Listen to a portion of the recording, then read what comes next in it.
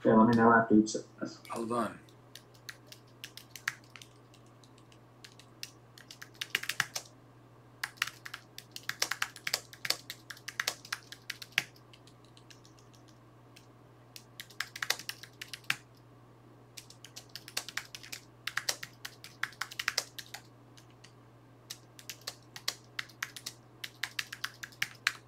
Okay, go do it.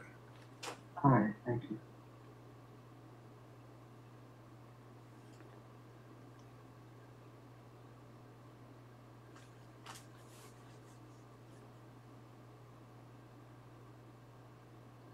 Oh, not big enough.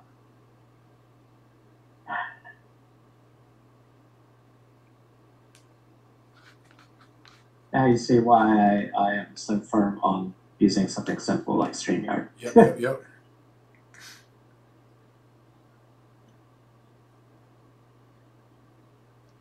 We're actually live, so people can hear what you're saying. Okay.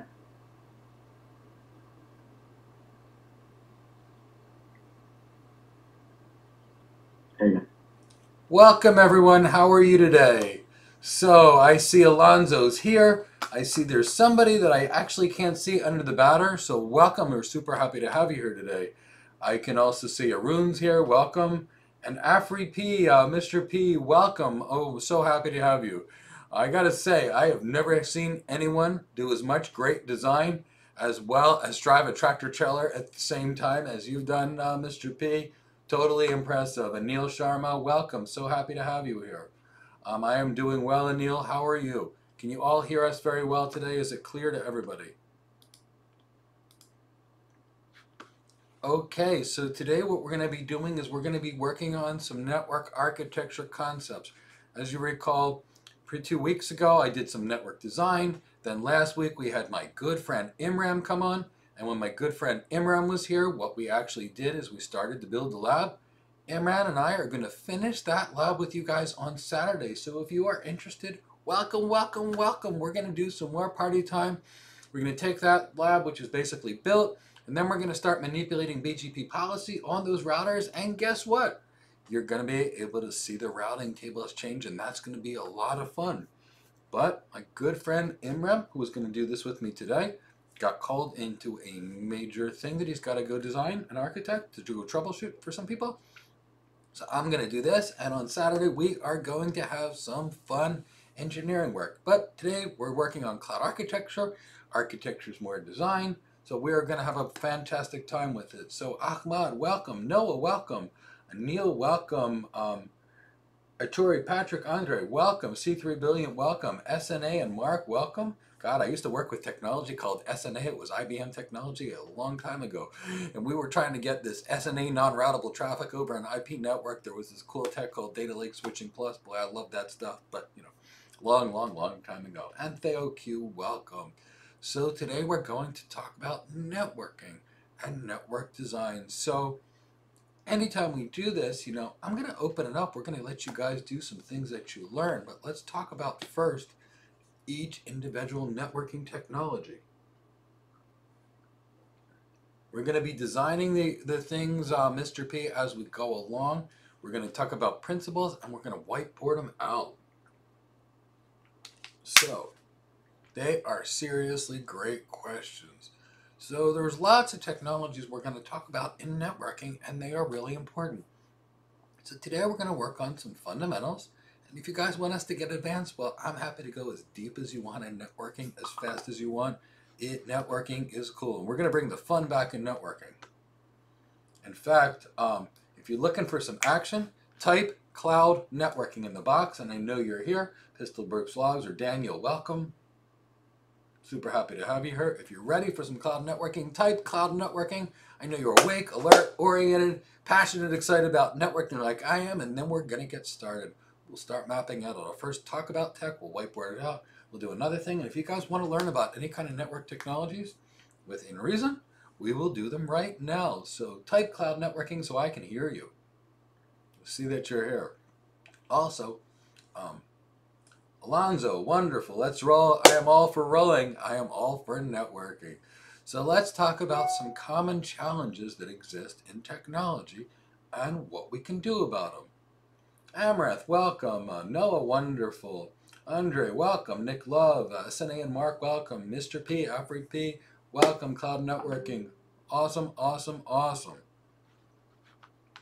So, excellent, Ahmad, Alexandra, excellent. So, welcome. When can you ask questions, Anil? Anytime you desire. As we go through this networking, if you want questions, ask them. What's going to happen is, we're going to make this very live and interactive. I'm going to come up with something. We'll talk about it. Guys, ask some questions. Ask as many questions as you want. This is your time. This is free training we do for the community. So let's begin by talking about some basic networking concepts. And as we build some networking concepts, I will answer any questions you want. Let's begin with NAT.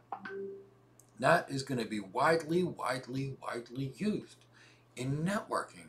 And for some reason, when people have studied the AWS certification materials, they have one concept of NAT. And there are so many uses because of NAT, so let's start working with them one by one. Let's get you guys some cloud networking technology. So now let's play with it. So I'm going to go to my PowerPoint. My desktop isn't looking so pretty today, but we're working on it. See, what happened is we bought all this great photography, videography gear, specialty microphones, specialty lighting, and streaming gear, and some is working, some is not working. So this weekend's going to be tech party time at Mike's house. Going to be getting all kinds of cool stuff running, and in the meantime, we've got a little bit of imperfect technology, but we're still here, and the training's going to be the same. So let's talk about NAT. Let's begin with NAT. What is NAT, or Network Address Translation? What is it? Why do we use it? Why does it matter? So many people believe that this is the use case for NAT, that you've got your internal organization. You'll see it on my screen.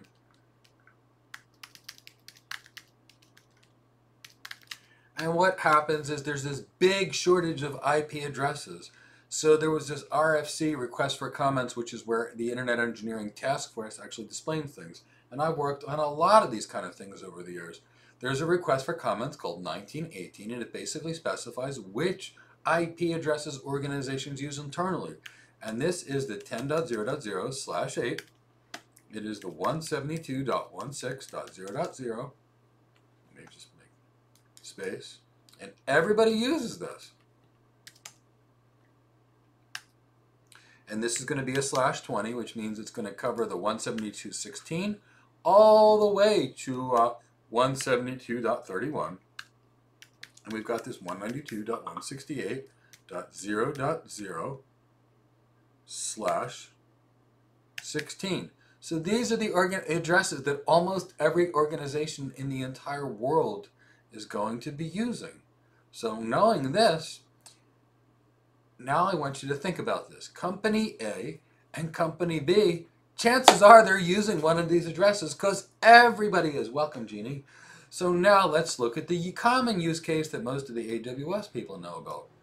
Most of the AWS people are kind of familiar with the concept that they connect to the internet. And let's say, for example, the server, let's pretend, for example, that the server's got an address. The internal server, let's draw it out so you guys can see what we're talking about. Actually, you know what? I don't think that's working out so good. So let me get something in the less zoom. Typically speaking, when we start looking at these kinds of environments, what we see is as follows.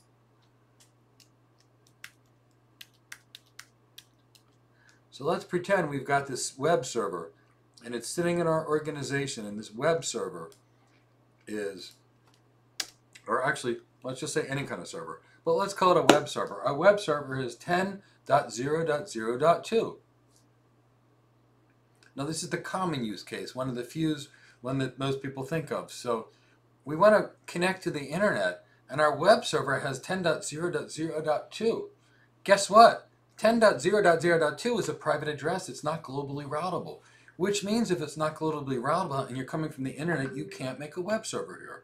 So what could you do instead? You could do something extremely different. So you could translate this 10 dot address to maybe something like a 2.2.2.2. Now if you did this, this is called one-to-one NAT. you could, realistically speaking, have an internal address for the web server is 10, a publicly available address of 2.2.2.2, and everything would work. And you know what that's called? That is called static net. I map one IP address to another IP address permanently. That's called static net. And this is one of the many things that organizations have used to make their web applications available. So they would have a public IP address, for example, on the external facing port of the load balancer. They would have a public IP address, obviously, on the router. And they would have this NAT address where they take their web server that needs, or their load balancer that needs to be publicly internet, and they would NAT, basically, an internal address to an external address. And guess what? It would work great, because NAT is about translating one address to another. Now, that's one-to-one NAT, meaning one IP address gets mapped to another IP address. And if you do this, guess what? If you map externally 2.2.2.2 to 10.0.0.2, guess what? Always and forever, assuming the 2.2 has a route to the internet and a router connecting to the internet with an internet link, it will always be reachable on the internet as 2.2.2.2, and that'll be translated back to the 10.0.0.0. This is static net. One IP address. One IP address maps to another IP address. It's the first kind of NAT, and it is called static NAT. Is that clear? If the static NAT makes sense, type cloud architect in the window, and I know you got it. If you did not get that, then what we'll do is we'll talk, let me know by asking a question, and then we'll get that straightened out before we talk about the other 6 or 9 or 10 use cases for NAT. So C3 Valiant, all NAT does is it translates one address to another. It does not make it reachable at all. It's just that a private address isn't reachable at all in the world because it's blocked. We can't take it on the internet. They're not globally unique. So if we take a private address, translate it into a public address, that public address would be reachable only if the public address has a router and a route to the internet, and the router on the internet also makes sense. So I see that Alonzo's got it. I see that Noah's got it. I see that Sarah's got it. I see that Nick Love has got it. Romanek has got it. And Jeannie has got it. Wonderful, wonderful, wonderful. So the next question is from Afrik P, and it is a great one. Are the public addresses assigned to us, or do we pick what we want? Well, here's the reality. When it comes to public IP addresses, we're almost out of them. So whether you go to ARIN or RIPE and request an IP address, or you're on the cloud and you pull out an elastic IP address, it's not going to be the address we want. We're going to be getting an address from either our ISP's block, if we're dealing with an ISP, or if we're working with AWS, we're going to get it from AWS. So we're going to ask for one, we're going to request one, and we're going to get one, but we can't pick it. So Mr. P, I hope I answered your question there. So this is static NAT. And static NAT attached to a router connecting to the internet with an internet link placed on the external side of the load balancer. Everything that you would use is here. So let's talk about NAT. So Anil Sharma, we can get to any different cloud providers first, but we're talking about the tech. This tech works in Azure, AWS, Google, everywhere in the world. So we're not focused on any one. We're focused on all of them. So let's do this. Let's teach you the NAT, and then if you've got specific questions for a cloud vendor, we can do it. But we're about building cloud architecture, and I need you all to understand the uses because you can't design these. This is about designing a service, and of course we can easily go to NAT and easily select which NAT service we want on any cloud provider. But I need you to understand the use cases for NAT first. So we'll get to that if you would desire towards the end.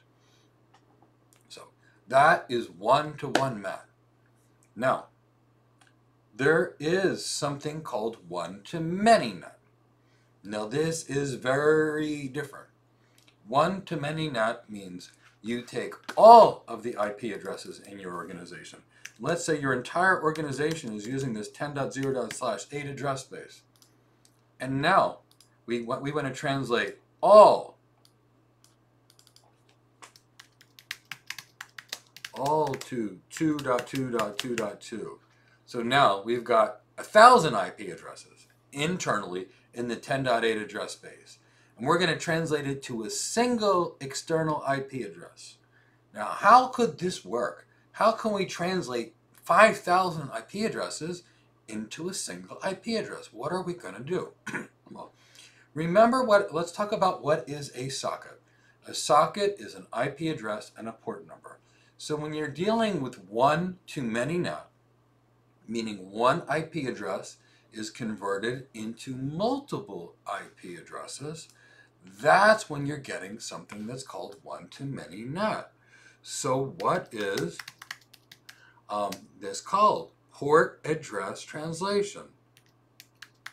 That is what's called port address translation. So port address translation translates your internal addresses to a single external address, one-to-many NAT. Let's talk about these use cases. In AWS, what's that called? It is called in AWS a NAT gateway. It's virtual network NAT in Azure. All that's doing is basically taking one address and translating it into multiple addresses. So when you use a NAT gateway, for example, or a virtual NAT on Azure, or a NAT instance, what are you really doing? You're translating a single address to multiple addresses. Now, what's the challenge with this? Because with every architecture, there's a trade. If you translate thousands of addresses to a single address, it's not static. So can you really map external IP addresses into various servers? Well, there's some kind of weird port forwarding you can do, but as a rule, the answer is no. So that's why when you're dealing with NAT gateways or NAT instances or virtual NAT networks, what do? They translate all of your internal addresses to a single outbound address. So that's why when you're working with, say, an AWS NAT gateway or NAT instance, or egress-only internet gateway, what happens is your internal network internal traffic goes out to the internet, gets NATed, and its return traffic is allowed back. But guess what? Your systems are not reachable from the internet. Why aren't they reachable from the internet? Remember, we're not going to have 10.0.0.1 translated into 2.2.2.2. We're going to have thousands of IP addresses that are translated into simple one. So there's no way for the routers and switches and firewalls to basically know how to use them. And that's why when you're dealing with NAT, one-to-one NAT is widely and commonly used with internet access. One-to-many NAT is typically what a firewall does. The firewall basically NATs everybody's IP address on the way out. So now you know one-to-many NAT, just like a virtual network NAT on Azure, a NAT gateway, a NAT instance. Great for getting all your people connected to the internet, but you're not able to deploy services from the internet. Does this make sense? So while we're waiting for the people to let me know, if this makes sense, type cloud networking, and I know you got it. If not, ask a question. While I'm waiting for you guys to let me know if you've got this understanding of this particular NAT use case, let me know with cloud networking. And if not, let me know with the question. AFREP, do we always keep the public IP address, or are they switched out if we stop using them and then want to use them again in the future? Well, AFREP, that is an extremely good question. In the data center, if we buy one from our internet service provider, then we get it. It works and we keep it for as long as we want. But if we're in a cloud provider, we're not really buying them for our internet service providers. What we're actually doing is we're temporarily renting them, and we own them as long as we're using that appliance. Maybe it's an elastic IP address, for example, so that we get part-time. If we get our information from an internet service provider, then yes, then we are in a big position to do this kind of networking, where we can do, where we keep them forever. But as a rule, unless we get them from Aaron or Ripe, unless we get these things and we maintain them, we're borrowing these public IP addresses. And even still, when we're done with those public IP addresses, they've got to be reallocated to people. Remember, there's no IP addresses left. I mean, there's nowhere close. There's about 1.5 billion, I think it was 1.5 billion IPv4 addresses, or a couple billion, 7 million people. Now, it's not just 7 billion people in the world. You got to remember that everybody's got a mobile phone. So 7 million mobile phones all have IP addresses. Web servers, app servers, database servers. This stuff is going everywhere. So there is a massive shortage in the cloud or in the world for IP addresses, and that's why this stuff is going. So now let's talk about another use case in that. See, a lot of times on job interviews, we ask potential cloud architects, What is NAT? And here's what we're looking for. If they've taken an AWS course, they know that NAT connects them to the internet, because that's all they've seen. If we get that answer, we know the person doesn't know design. If we get NAT is used for this, NAT is used for this, NAT is used for this, now we can hire you. So that's why I'm teaching you all the use cases for NAT. So now let's look at the most common, most important reason for NAT. And IPv6 will definitely help. Having said that, IPv6 is typically only used right now by cell phones, and 95% of all stuff is not cell phones. So we're still dealing with IPv4, and I suspect we will for at least another decade before you really get serious with IPv6. I should also say, if you're enjoying this content, please leave a like. And if you're not a member, please subscribe to our channel, and then I'll get back to teaching now that I'm done being Mr. YouTube for the day. So let's look at it this way. Let's say this is Go Cloud Careers. Now let's say we're running our courses, our students are doing really great, we love everything we do, and all is good. Let's say we decide that we're doing a program with certain large enterprises, for example, and we buy another company. Let's call this Military IT Careers.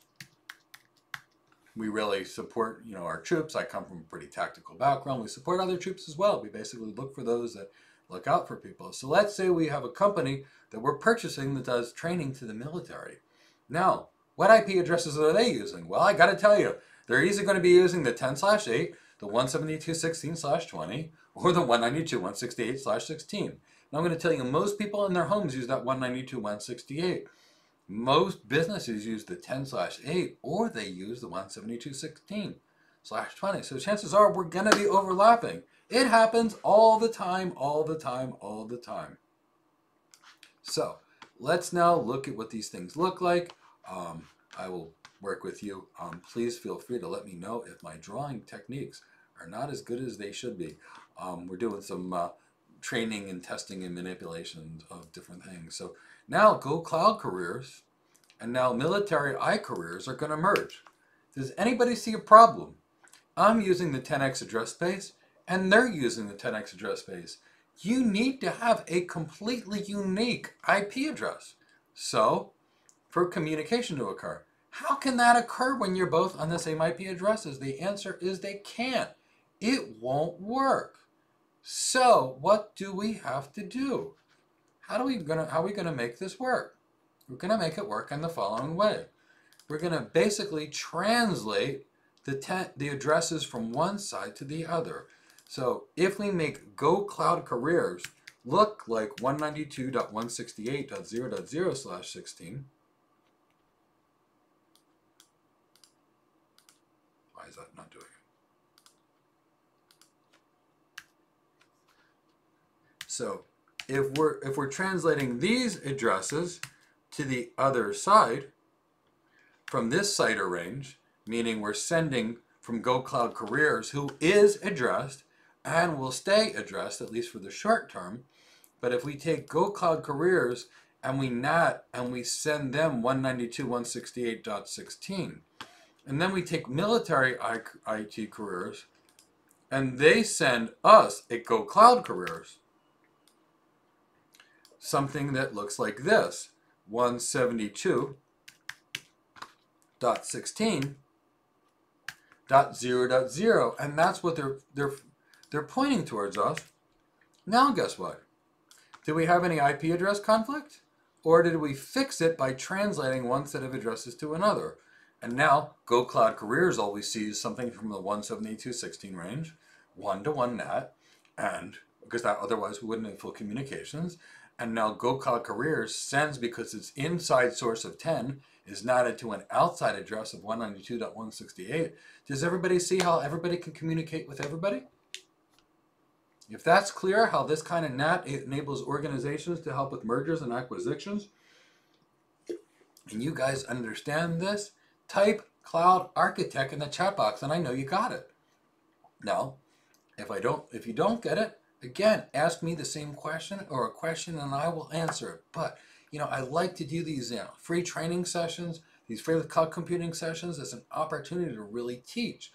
So ask any questions you may have.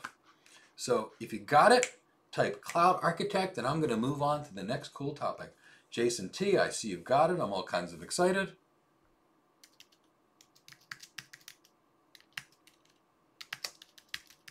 Noah, I see you got it.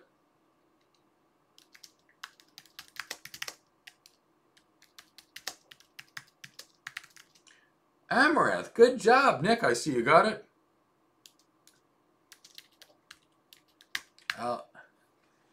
Tori, Patrick, Andre, you got it. Okay. So awesome. Can I please repeat it again? Venkat, you absolutely got it. Let's say you've got two organizations. Organization Go Cloud Careers and Organization Military IT Careers. Because almost every organization out there uses the RFC 1918 or private address space, and we've all been doing this forever, chances are we're using the same IP addresses. Now, I can't talk to someone whose IP address is the same as mine. So, what's going to be seen is we're going to do a one-to-one NAT rule. So if we've got a 10.0.0.1 at Go Cloud Careers, we might send out a 192.68.1.1 and give that to military iCareers. Now we might take a 10.0.0.2 and translate that to a 192.168.1.2. So we're going to make sure every system is reachable, and we're going to translate all the addresses from one side to the other. And now we've got full connectivity because we're not using the same addresses. So both sides will do this. Does this make sense to everyone? Sankar, welcome. So I hope I made that clear. So if, for example, you didn't get it, let me know. Portia, to clarify, the cloud architect will be seen as 192. Something else to the outside world. Yes, exactly. That's what's going on, Portia. We're going to take our addresses, which are overlapping, and send them a new address. And they're going to take their addresses that are overlapping and send us a new address, and then they're no longer overlapping. Think of it this way. I speak both Greek and English in the house. So let's, for example, say that I needed to translate English to Greek. Guess what I would do? I would translate English to Greek. And the Greek people would have their stuff translated into English, and then we could still communicate. Same thing we're doing with IP addresses that we just do with languages. Virtual circuit, welcome. How are you? So I think that makes sense to everybody. Assuming it does, we are going to get into some more fun stuff. NAT solves the problems of overlapping IP addresses, Arun. Exactly. That's the whole reason we use NAT. It is not to connect to the internet. Why do we use it for internet connections? Because every address on the internet needs to be publicly globally routable. And everybody's using private addresses. So we're using that when we connect to the internet just to make the internet routing work. Please remember, if we had a public IP address, we would need no NAT. So there you go. You guys got it. Wonderful, wonderful, wonderful. So now we kind of talked about some of the use cases for NAT. Now, how does NAT increase security? Let's go back to one-to-many NAT. So let's go back to this one-to-many NAT concept. And apologies if you guys had a hard time seeing my stuff over here. Admittedly, it's a little easier. Let's move some stuff around.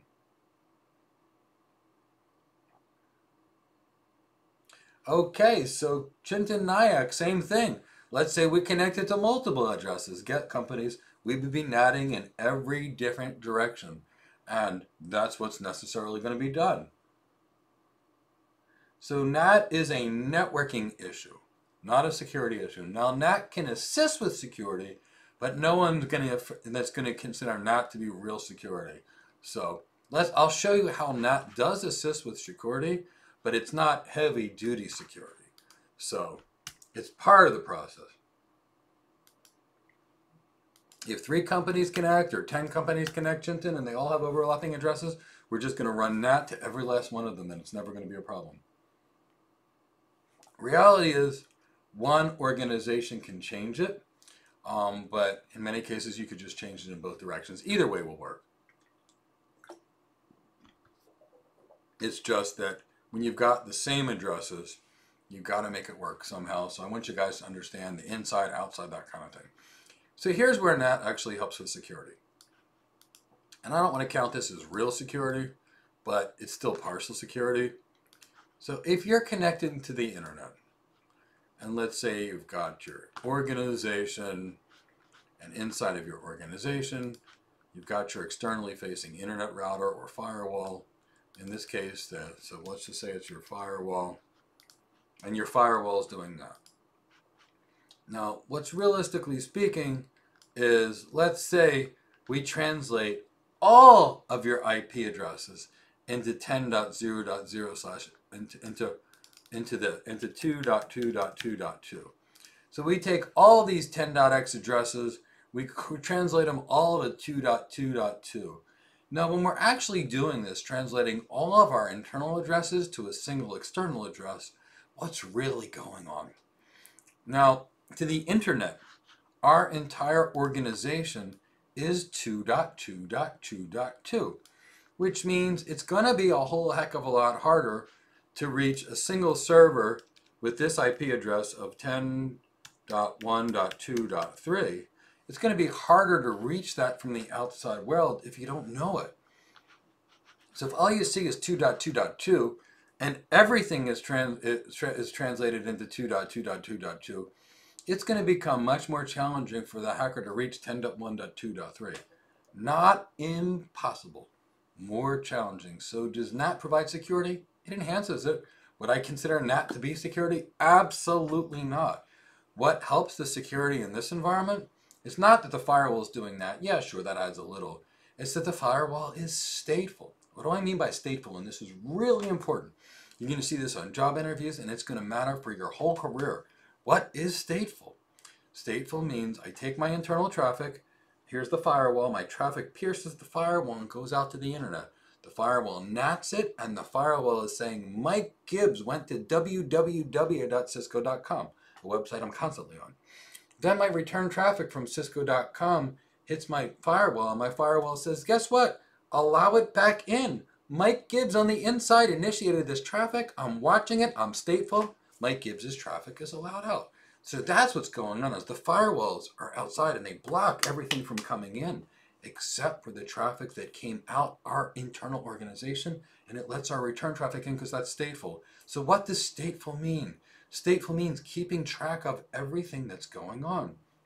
It has nothing to do with applying one direction or other. That's a byproduct of what's going on. Stateful maintains state. So firewalls do not. Does NAT add to the overall security policy by hiding your internal network information? Sure it does. Do I consider that to be real security? Absolutely not. I consider the firewall, the IDS IPS system, the packet filtering that's deployed, what you're doing in your VLANs. You're running private VLANs, 802.1x authentication, host-based firewalls, all this stuff goes into security. NAT's a little inky-dinky part of it, but the firewalls, which are doing that, is a massive part. I hope that made sense. This is how the one-to-many NAT enhances security. It hides your internal stuff. Now, at some point during today, I'm going to have to run to my door for about 45 seconds. It'll be the third and final attempt that UPS has tried to deliver something, so please bear with me when that occurs. Chris will type over and type in that chat box just to let you know it will be less than 1 minute. So let me see the question from Rob Doyton before we go to another one. And if you're using IPv6, you don't need to use NAT virtual circuit. There's no shortage of IPv6 addresses. It's just merely to deal with the IP address shortage problem that we have with IPv4. And also, there's no concept of worrying about overlapping IP addresses in IPv6, so you're good to go. So, Rob Doyton, where is the NAT happening? It's happening on a router. So what happens on the router?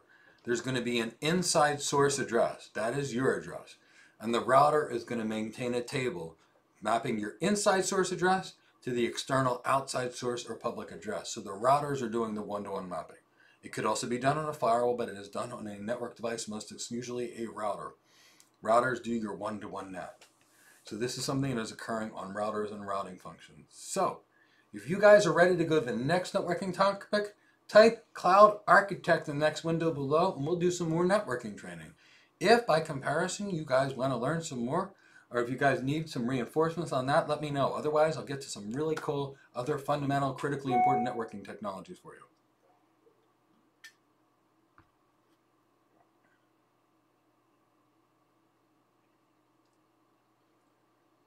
Okay, well, there's about a 45-second delay, so if you want to move forward, type cloud architect. If you don't want to move, if you need some more NAT, type more NAT. So if you need more clarification on that, type more NAT clarification. Alonzo, cloud architect, Jason T, Nick Love, Loa Nomax. I think we're moving on to some more cool tech stuff. Very, very, very good. So let's start having some fun with this. Okay, now we've done a little bit about NAT. Now the next question is actually a relatively good question. It's from Arun, and he asked the question, what is the difference between a router and a switch? Well, in today's world, for people like me, they're confusing, and I'll tell you what I mean by that. By truly speaking, a router is a layer 3 device that determines the path of your data and moves your data from point A to point B. A switch is a layer 2 device. A switch is where you plug in your servers into the switch, which then plugs into the router to get them there. So let's look about what these look like architecturally speaking. So at the core of your network, you're going to have routers. And these routers are going to be big, high-performance devices. Now in today's world, they're going to be called layer 3 switches, which are switches that actually do the routing, meaning they can do both. But typically speaking, this is the way a network is built. A network is built at the core. The core is where all of the intelligence, all the reachability information for your network is. All the high performance backbone is. This is your core, and this is all layer 3, and this is all very high performance routing. What is it that's so special about routers? They build a map of the network and they self-heal. So for example, if you've got something going on one end and the cable is cut, guess what? The routers do it, and that's what's going on. Routers route your traffic, and that's why they're called a router. So at the core of your network, you typically have a router. Now, typically speaking, you're also going to have what's called a distribution layer. So these are also going to be routers. And what's going to happen is this layer of switching, or this layer of routers, or your distribution layer, what they are is they are going to feed in to your core. And again, these are going to be layer 3 devices. These layer 3 devices determine the path to a destination. And typically speaking, everything's high availability. Now, these are more routers. So what's this whole place for a switch? Now, where do we plug our stuff in? Where it gets access to the network. Now, that gets plugged into a switch. So typically, we have an access layer, and this is a switch. And what's the thing that's common with a switch? It's got 1,000,001 ports in it. So switches, for example, have lots of ports. That's what makes a switch a switch. Have any of you guys seen a switch in real life? Because if you want, I can go get a switch. I'll take one from my switching closet and I'll show you. You know what? Give me guys 30 seconds. Chris, if you can entertain the group, I am going to go to my networking closet and I'll pick out a very common enterprise grade switch. Bear with me. I'll be right back. Chris, take over.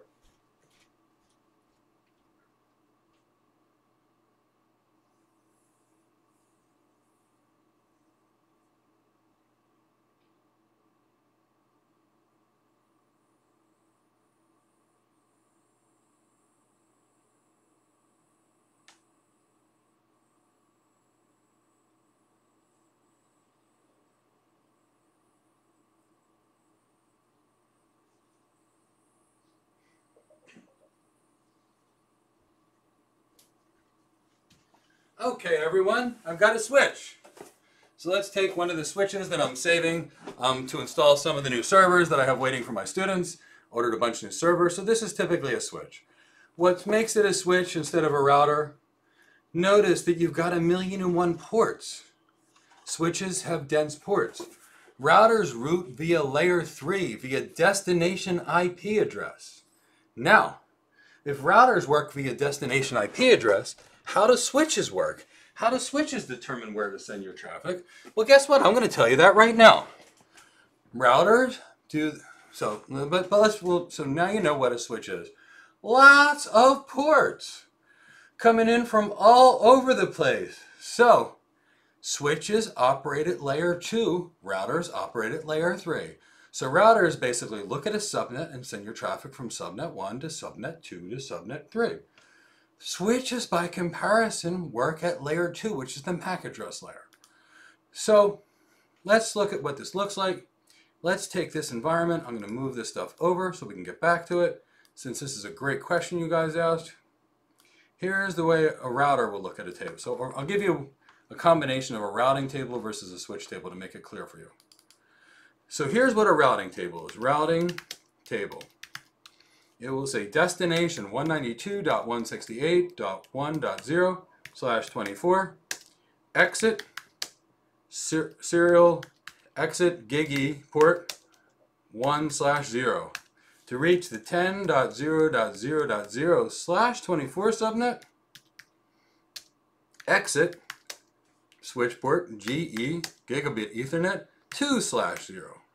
That's what a router sees.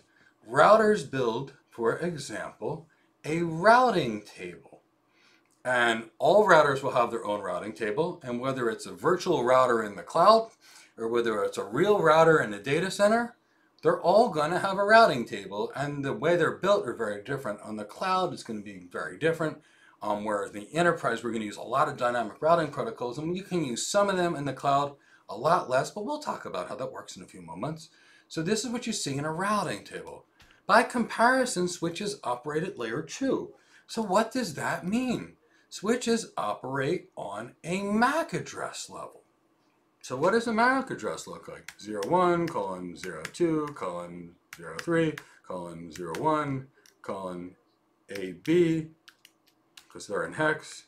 AB, they're 48 bits. So 1, 2, 3, 4, 5. So I think we need one more octet, 4, 2. So this is what a MAC address does.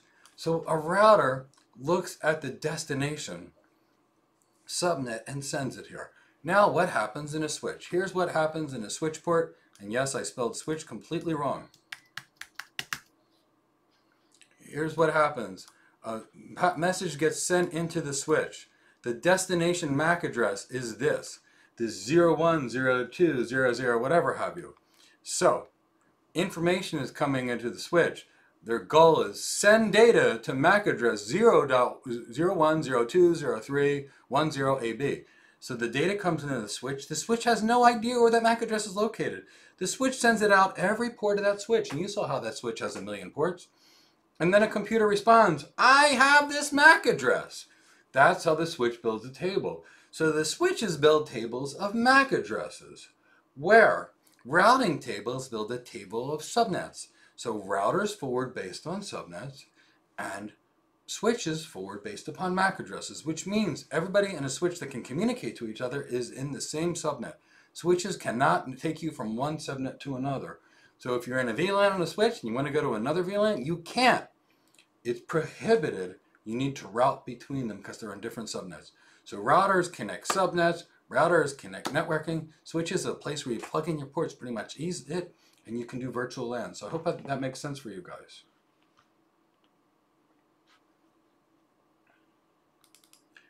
These devices run their entire own operating system, Gobi. So they run their own operating system. If it's Cisco, it's iOS. And yes, they were called iOS for a decade and a half before Apple used the term iOS. If it's Juniper, it's running Junos. The routing protocols have their own state, and they build their routing tables. It's not like they're using MySQL or Apache Cassandra. The tables themselves are purpose-built for this. In many cases, these devices have hardware tables, where literally speaking, they have ASICs and FPGAs that also build tables outside of just software. So this is exclusive to networking. Now, there's this concept of a layer 3 switch. And here's what a layer 3 switch is. It's a layer 2 switch with a router module inside it. So it effectively becomes a layer 2 switch and a router. Now that's why I said the confusion occurs between switches and routers in today's world. It used to be that switches were all layer 2 and routers were all layer 3. But for the last 2 decades now, people have put routing engines inside of switches. So if you have a switch that has a router, you can create both VLANs in that same switch, and you can route between VLANs with the routing module. So all of the internet routers today are basically switches. Why are they switches? Switches are real fast, and switches have a lot of ports, And switches have really high speed ports. So most internet routers, whether you call them a router, whether you call them a switch, pretty much is the same thing. So that's why I did this. Now we get rid of the routing table information. Let's go back to the switch routing architecture. I'll move that stuff that I moved all the way over. So now we'll basically look at what the real life is. So real life is assuming we're running layer 3 switches in the core, layer 3 switches in the distribution layer. Most people are running layer 2 access layer switches. And why does organizations run those layer 2 access switches? Because they're cheap. Because this device right over here, which does VLANs and is fully managed, this is a great switch. It's got 48 ports. I can plug 48 servers into it. The 48 ports on this switch might only cost me $3,000. So this is a really great device that has a lot of port density. Now, by comparison, if this was a router and it had 48 ports, that might be $50,000. So, that's what we're really talking about when we're dealing with these environments. We're talking about optimizing cost and performance. So typically speaking, organizations have high performance routing at the core of their network. Not really sure what happened over there. High performance routing at the core of their network. So basically you've got a core, think high performance, high performance, high performance. Kind of like, look at your big airports. The core of your network component airports would be JFK, Atlanta, and London Heathrow, the 3 busiest airports in the world. That could, for example, be, the core of your network. Now let's talk about other airports that are common. Maybe Dallas, which is like a distribution layer, feeds in to Atlanta. Now you've got a network. That's a distribution layer. What else could be a major city like Houston? Again, could feed into Atlanta, for example. Europe could all feed into London Heathrow as its main airport. That's the kind of way these networks are built. They've got a core with the busiest, highest performance things. They've got medium levels called the distribution layer, and then they have access levels. When I leave West Palm Beach to go on an airplane, guess what? West Palm Beach is not the core of the world. I mean, we've got great weather, got lots of sunshine, along with our hurricanes, but it's not the core of the world. So if I want to go anywhere, what do? I go from West Palm Beach to Atlanta, major airport. From Atlanta, I can go straight to Athens, or I can go straight to London, or I can go to Abu Dhabi or Dubai, because these are major airports. Well, I can go to Dubai anyway. So looking at it this way, that's the same way routers work and switches work. Does this make sense to everyone? Because we covered some serious network architecture, and while we're covering network architecture, we're covering the difference between a router and a switch. So if this makes sense, type cloud architect in the box and I'll move on to the next technology. If this does not work, then, or you need more clarification, let me know by typing a question. But if you got it, type cloud architect, and if you don't know, type in your question and I'll go back and answer this before we move on to more networking things.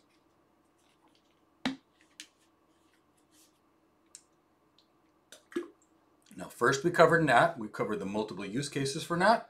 Then immediately what we did is we covered the difference between a switch and a router. And we also covered this. So if you guys are ready, I'm seeing a lot of cloud architects. It looks like you guys are getting it, which makes me really, really, really happy. So the first thing we talked about is this. Now it looks like you guys are getting it. So we're going to move off of this layer 2 stuff and layer 3 stuff. We're going to start talking about some more networking things that are absolutely critical to your technology career. So let's draw these things out. I'll clean them up.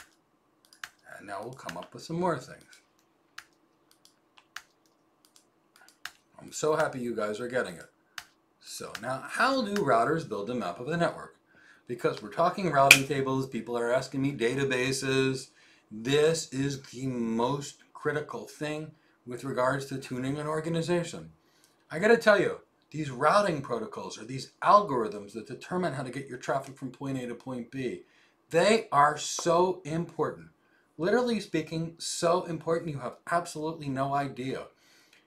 I spent 10,000 hours working on nothing other than BGP, which is just a single protocol, a specific algorithm to determine how your routers work. So let's talk about it. I know we've done this a little before. We'll build on this, then we'll hit another networking topic. There are 2 ways that routers build a map. I'm going to show you both ways that they can do it. Mr. Prakash, yes, this is not covered on the Certified Solution Architect Associate. And I hate to say it, it's not even covered on the Certified Solution Architect Professional. And even worse, it's not even covered in any real depth in the AWS Advanced Networking. But it's necessary to do the job, and we do this stuff every day as architects. It's just, there's a big disconnect between certification training and the actual job, and that's why we do so much of our own training programs. With our career development program, which Chris can put a link to that, as well as a coupon in case people want to learn how to become architects. But that's also why we do so much free training, because we want you guys to have great career options. So now let's look at it this way. You've got a router over here in New York. You've got a router in San Francisco. Now let's say, for example, that the router in San Francisco, I'm going to draw this little line which is going to represent Ethernet. For those of you guys that have not been in networking forever, that's completely okay. But in networking, we take this diagram, and we view this as an Ethernet segment. It's not pretty, but this means an Ethernet segment, which means it has to be on its own subnet. Anytime we're dealing with any kind of thing like this, every Ethernet, every VLAN has to be on a different subnet. Thank you so much, Mr. Prakash. We work really hard to try and help this cloud architect community. So you see in this San Francisco router, we've got 3 subnets that are attached to it. Now let's pretend we have a connection between New York and San Francisco. Let's say this is, we'll give them 1.1.1.1, that's /24. Actually it'll be 0, but let's just, let's do this. And let's call this 2.2.2.0/24. And over here, let's say we've got 3.3.3.0/24. Now, let's take these IP addresses that we've done. Now, if New York wants to reach these IP addresses in San Francisco, if all we do is plug a cable between New York and San Francisco, and New York, in New York, you go to ping 2.2.2.2, or connect to a server on 2.2.2.2. What's going to happen? Absolutely nothing. Just because you've got a wired connection between New York and San Francisco, New York will not be able to reach San Francisco. Not one bit. It has no knowledge how to reach the 1.1.1.0 subnet. It has no knowledge how to reach the 2.2.0 subnet. And it has no knowledge to reach the 3.3.3. subnet. So, Chris is on my team. He's a great guy. I want to go to Chris's house, but I don't know how to get there. I'm not going anywhere. I mean, Chris lives in Florida, somewhere near Tampa, St. Petersburg area. Could I drive in that region and knock on everybody's house and say, hey, I'm looking for my friend Chris. Hey, I'm looking for my friend Chris. Do you know my friend Chris? Stop at, Florida, there's 21 million people's houses. I guess I could knock on 21 million people's doors, hope not to get shot, hope not to have people calling the police on me to find Chris's house. I guess that would be possible. Or Chris could give me his address, and I could put that address in my GPS, and my GPS could say, turn left, turn right, go straight for 10 miles, make a left at this exit, turn right. Why? The GPS built me a map of the network. Guess what routers do? They build a map of the network. So, there's 2 ways you can do this. On New York, you can manually put a route on it that says to reach 2.2.2.2, go out this interface. To reach 1.1.1, go out this interface. To reach 3.3.3, go out this interface. I manually configure that on New York. That is called a static route. A static route is I go to a router and I say to reach this, go here. To reach this, go here. To reach this, go here. Great. Simple. Now, what happens? What happens if that link goes away? Can the static route recalculate a better path? No. A static route is like basically you wrote directions on a piece of paper, and as soon as you hit a detour, you are stuck. You got to start knocking on everybody's door to say, does Chris live here? Does Chris live here? Does Chris live here? Obviously not a good solution. If you only have one subnet and one wire, this is perfect. But now look at it this way. Now let's take this complicated environment. Now let's add a 3rd location. Let's say we've got New York, we've got San Francisco, and let's call this Dallas, Texas. Why? Because it's midway in between. And now let's say we've created a link between New York and Dallas, and let's say we've got a link between San Francisco and Dallas. Now, we've got multiple hubs and multiple ways. So, realistically speaking, now we've got a challenge. I could now have I could put a static route on New York to San Francisco, and if this link goes away with the static route, I can't reach it. It's all gone, completely gone. You can refer to this session on Neil on YouTube. It's going to be here, so please feel free to share it, watch it, spread it to others, leave a like before you go if you're enjoying the content, please. And if you're not, don't leave a like, because we only want it to be honest. But so if we remove that connection between New York and San Francisco with a static route, we can't reach it. Does anybody see that as a problem? Meaning one static route, like you printed out directions to somebody's house and the road gets blocked, you can't reach it. So let's change the situation. What if instead, for example, instead of actually manually configuring the routes, we could have these routers talk to each other and say, I have this route, I have this route, I have this route. To reach me, go here. To reach me, go here. To reach me that way, go that way. To reach this, go this direction. That's what routers do. That's what routing protocols do. Routing protocols help an organization build a map of their network by giving them the most locations. So, realistically speaking, and Govi, I don't know what you mean by link. Are you referring to link state? Are you referring to a link as in a cable? Typically speaking, a link, when we're talking about networking, is a wire between two locations, whether it be fiber optic, cable, Ethernet over MPLS, frame relay, ATM, both cloud technologies, meaning 30-year-old technologies, but cloud technologies, VPLS, again, cloud technology. So the link just means a connection, a wire. Look at it this way. That's all we're referring to. So if you've got a wire between New York and San Francisco, a wire between New York and Dallas, and a wire between Dallas and San Francisco, guess what? You can lose any one of these connections or links. New York and San Francisco can go away. And if you're running a routing protocol such as OSPF, or Open Shortest Path First, which is used internally by organizations, you're going to have a map. And it's going to do what your GPS does, rerouting. You're going to leave New York. Oh, wait, I get to San Francisco. I got to now stop at Dallas. Guess what? I'm in Dallas. How do I get there? Oh, wait, Dallas says go out my right arm and reach San Francisco. Now San Francisco is going to have to send its traffic back to New York. And San Francisco is going to say, do I know how to reach that subnet? And if it doesn't have a route to the subnet, the traffic is dropped. But it says, wow, I've got a route. I learned it via OSPF. So I'm going to go from San Francisco to Dallas back to New York. Now, guess what happens? The phone link that you bought from AT&T or Verizon that was dead before is now back up. Your routing protocols, your OSPF says, recalculating, new optimized route from New York, go to San Francisco over this link or this interface. That's what routers do. That's what routing protocols do. And Neil, thank you so much. I'm super grateful for your advice, for your nice feedback. So that's what routers do. They determine the path to get to the destination. So statically, as I manually tell you, go here. Think of static as you print out directions to somebody's house, and you hope there's no roads that are blocked. There's no rain. There's no flooding. There's no trees that fell down. There's no detours. There's no construction. That is static routing. One point, one thing you manually configure. If you've got 5,000 routers and you're using static routes, each router is going to have entries to every other subnet. So you could potentially be typing in 5,000 things per router if you've got 5,000 subnets. Now, things go down and none of it works. So I don't like static route. I try not to use static routes. I try to use dynamic routing protocols all the time. So, Afra-P asked the question, what kind of topologies are used? Everybody in every scalable network throughout the world uses the same topology, a core access and distribution layer like I just showed you. Every well-designed system does that.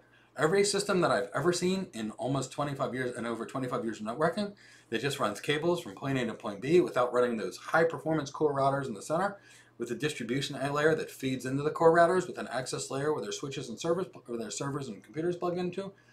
Anybody that does that, high availability, high performance systems. Anybody that just throws up their switches and routers and firewalls willy-nilly, outage after outage after outage after outage after outage.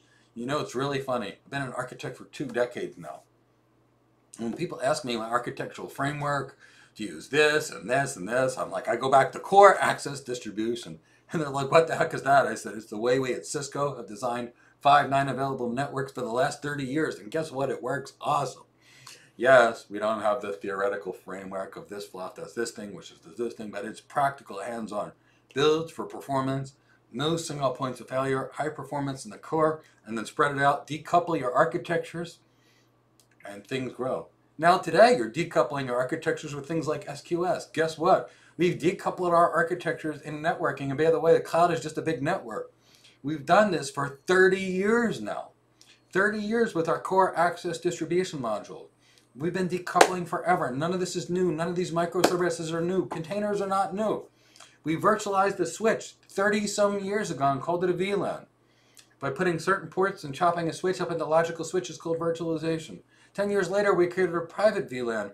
We've got two people in the same VLAN that can't talk to each other. First, we created the virtual machine, which is a derivative of the VLAN, which is 30-year-old network technology. Then we created the container, which is basically isolated instances on the same operating system that can't talk to each other. Same tech. Why am I focused so much on the network?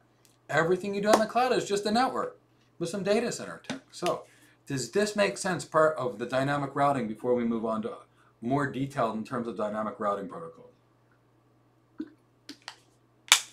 Because if this makes sense, I'm going to add a little bit to this. We're going to manually calculate the routing tables. We'll have some fun. In the meantime, I'm going to draw some more subnets so you guys can see what we're going to be thinking about as network engineers and architects. And guess what? You're going to be thinking about the same things as a cloud architect, because none of this stuff changes. It's the same technology. Noah Lomax, cloud architect. I feel you're ready to move on, and I'm loving this. If you guys are ready to add on to the routing, which is what my plan is, just let me know by typing cloud architect. If you guys are stuck with this concept, let me know and I'll go over it again. But if you got it, type in cloud architect just like Noah Lomax did.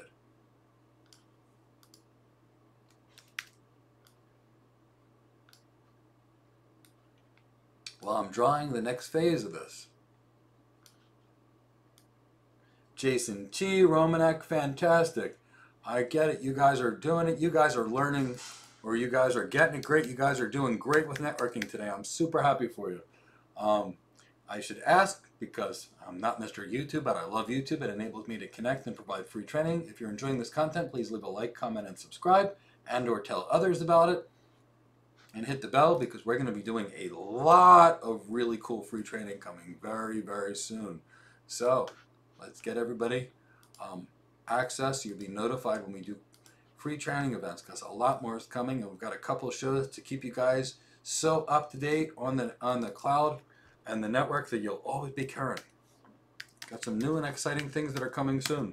If I can actually just get all this gear that's shipped to my office, it's too hard for me to even go to the front door to pick it up, because I'm constantly streaming or doing something. So today, if I hear UPS, I'm going to grab that thing so we can offer some new free services. But if I do, it'll be literally less than 30 seconds. So, okay, now, you guys all type cloud architect. I know what's going on. Now look at this environment. How do we make this stuff talk to each other? Well, we turn on a routing protocol. So let's talk about the types of routing protocols that exist. There's interior gateway protocols and exterior gateway protocols. Interior gateway protocols are what we use inside of our network, inside of our autonomous system. They are things like OSPF, intermediate systems to intermediate systems, and some Cisco proprietary protocol called EIGRP, or Enhanced Interior Gateway Routing Protocol. We are going to get rid of the EIGRP, and we're going to go straight to OSPF. Now for FRP, when do you use a collapsed core? Realistically speaking, don't use a collapsed core. A collapsed core is used when you have a tiny, tiny, tiny business. And basically you have your core routers, and then basically you plug everything into a big distribution switch.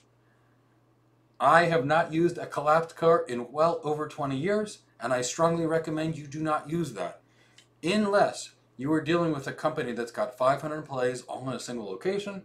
You can put a couple of big switches and then feed everybody into a distribution layer. Again, I still don't recommend it, because if you use a collapsed core, like that environment, we go straight from core to access, and you skip that distribution layer, your systems are not decoupled. And then when things change and you grow, you got to tear apart that whole network and re-architect it back to the non-collapsed core version. And I'm telling you, I have seen more outages. There's no way to do that without creating downtime. So I would never use a collapsed core. I wouldn't do anything other than core access or distribution ever. So FRP, I hope I answered your question there. Don't use a collapsed core. Unless you're dealing with a 50-person company, in which case, then, you know, the stuff gets simple. But don't use it otherwise. And again, it's like anything. It's like a VLAN. Create a VLAN that gives you 250 some hosts because you think you're going to only put 10 servers there. You know what? 10 servers turns into 20, which turns into 50, which turns into 100, which turns into 200. So give yourself breathing rooms. Don't use a collapsed core. Okay, so let's go back to this. Now we've got to do something. How do we make these routing protocols work? Well, in order to make these routing protocols work, we're going to have to find a way to really, I'm trying to do the best I can and see if I can shrink this down a little bit so you guys can see more of it on the screen. Okay, here we go. So we're using some new technology to try and stream this, and we're learning it as we go. So in this environment, in order to make routing happen, you'd have to put static routes on everybody. And we just talked about the scalability of that just not being there. So what do we do instead? Well, we do as follows. We've got to get everybody to talk to each other. So there's, realistically speaking, two kinds of IGPs. There's distance vector protocols and there's link state protocols. I'm going to tell you what a distance vector protocol is right now. And I'm going to tell you why we don't use it. And then we'll talk about why link state protocols are used. Here's what a distance vector protocol is. Okay, so Anil, Noah, Romanik, Jason, Chris, Achori, and Cloud Learner. In a link state world, I would say Cloud Learner, here's my routes. And then Cloud Learner tells Achori, who tells Chris Johnson, who tells Jason T, who tells Romanik, who tells Noah, who then tells Anil, here's the routes to get here. Now, that's what a link state, a distance vector is. I tell you how to reach me. I send you my stuff that I know about. Now, I don't know about what you guys played when you were a kid, but when I was younger, I played something called Whisper Down the Lane, where I would say, I have a blue parrot. And the next person would hear, I have a parrot. And the next person would hear, I have a cat. Then I heard, I have a carrot named Parrot. And the next person down the line said, Mike's like dogs. Go explicit. And the person after that says, Mike's loves golden retrievers. So I went from, I have a blue parrot, to Mike loves golden retrievers. That's Whisper Down the Lane. And guess what? Distance vector protocols are equally bad. I tell you I have a route, you tell somebody else you have a route, who tells somebody else, who tells somebody else. Guess what? It's Whisper Down the Lane, and distance vector routing protocols kind of fell out of favor because they weren't very accurate. People had stale, bad information. The Whisper Down the Lane game caused all kinds of outages, so they kind of fell out of favor. Instead, there was this concept of a distance vector protocol. Now, I want you to think about the difference between distance. So distance vector protocols, I have it. Everybody tells everybody what they know. Whisper Down the Lane, all the inaccuracies. Now let's take a step back. Imagine it this way. What if New York, San Francisco, and Dallas all told everybody in that system, these are the subnets that are connected to me. New York says, these are my connected subnets. San Francisco says, these are my connected subnets. And Dallas said, these are my connected subnets. So the source of the information, the authority says, this is what I have. Now let's say you took all that information and you saw every advertisement. Then you took that information, you ran a calculation to determine the best path to reach their destination. That's a link state protocol. So what do link state protocols do? Every system advertises every link that exists. And the routers run a computational algorithm. It uses the Dijkstra algorithm, or the shortest path first algorithm. And they run this calculation and they say, guess what? I'm in New York. To reach 6.6.6, go out this link and reach Dallas. Hey, I want to reach 2.2.2.2. Go straight to San Francisco on this link. You're at San Francisco, you want to reach Dallas? Go down that link. That's what the routers do. That's what link state routing protocols do, is they do a map. Now, link state routing protocols are really, really fast. This link between New York and San Francisco goes away. Instantly, within a couple of seconds, everybody recalculates the route and all your traffic is going. So link state networks are self-healing. Link state networks do recalculations. They're just like your super smart GPS. To get you from point A to point B, make a left, make a right, go up, go down. Does that make sense to everybody? Because if so, I'll tell you how they find each other. And Alonzo will be drawing pictures of how they find each other after this, because I'm sure he'll find a caricature version of this. And Alonzo is awesome. One of my students, super intelligent. So does everybody get this? If you got it so far, type Cloud Architect. If there's something missing on this link state information, let me know. But if you got it, type Cloud Architect, and then I know how to add and pile on to the knowledge we're going to build today. Because see, what it's going to happen is Cloud Architects, you're going to have to connect to the network. And they're going to have all this networking stuff there. And I don't want you to go, oh, I want you to know. I want you to be a great Cloud Architect. So if you understand where we're at to right now before we later on, type Cloud Architect. And if you're stuck, let me know. Jason T, you got it, Cloud Architect, super good. I'm waiting to hear from some other people to know if I need, before I layer on some more information on these link state protocols, if you got it. Alonzo, yes, you're going to be definitely drawing a caricature after we go through the next stage. No, Lomax, great. Cloud Learner, great. Okay, so now, how do these routers identify each other? So you go to the New York router, and let's face it, I'm going to be having an EVENG set up installed in my house. My friend Imran's going to do it on Saturday, like I mentioned. Imran and I are going to do a lot of free networking training this weekend. But, you know, I'm going to have one so I can do some networking things too. I'm an architect, so I don't get my hands dirty, but I still like to configure stuff because it's been decades since I've gotten to do it. Because architects don't configure and architects don't program, but we design. So I'm going to get my EVNG thing and I'll configure some of the stuff for you and we'll debug some things and you can see the messages. It'll be a cool experience. So you guys get it. So can I write down the name and the scope of those two protocols? Well, the protocol types that we talked about were as following. They were distance vector protocols. And I'll write them down for you.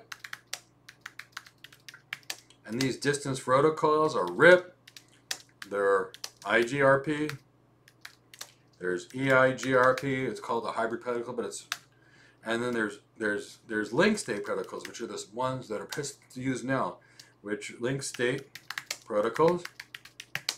Now mind you, you could spend the next 20 years of your life and still studying these protocols and still not be completely familiar with them.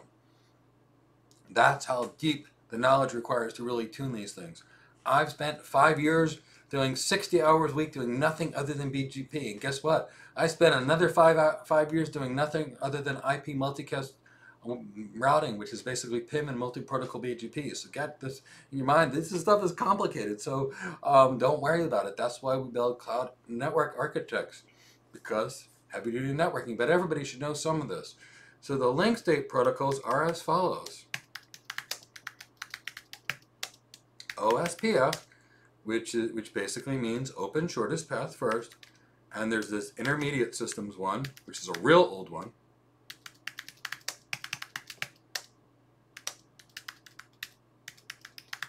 So let's talk about OSPF is widely used everywhere. The intermediate systems to intermediate systems was a routing protocol from back when we used to use CLNS routing. Back in those old early days where there was DECnet and IPX and all this other cool technology. What happened is that CLNS routing protocol, intermediate systems to intermediate systems, scales incredibly well with a flat network. And because it scales so well with a flat network, what ultimately worked in a lot of great ways is we could do some things called traffic engineering, way out of scope with this. I'm not asking anybody to learn intermediate system to intermediate systems. It's used by half a dozen global internet service providers, and that's it at this point, but everybody uses OSPF. So here's what happens, and here's where Alonzo is going to be making a caricature. What happens is these routers all have to form a neighbor relay adjacency. So what happens is they have something called a hello. So the router will say, hello, are you there? Are you there? Are you there? Hello, I'm here. Hello, I'm here. Hello, I'm here. Now, the other router on the far end will say, okay, let's form a neighbor relationship because I saw your hello. Now, periodically, about every 10 seconds, hello, are you there? Hello, are you there? Are you there? Are you there? Are you there? And what's going on is these routing protocols are saying, are you there? And the response, yes, I'm here. Are you there? Yes, I'm here. Are you there? Yes, I'm here. And if the router basically says, are you there? Are you there? Are you there? And it doesn't get a response, it assumes the router is no longer there because of a link connection or the router's dead. Because guess what? It wants a recalculation and remove the routes learned that way from the routing table. So routers 30 years ago. Are you there? Are you there? Are you there? Yes, I'm here. Are you there? No, I'm not here. Remove it. Now, let's think of this 30-year-old technology, how it works today. Let's say you're using DNS with a health check. Are you there? Are you there? Are you there? No. Reroute to the cloud versus your data center. Or you're using a load balancer and you've got 5 web servers behind your load balancer. The web servers run a health check. Are you there? Are you there? Are you there?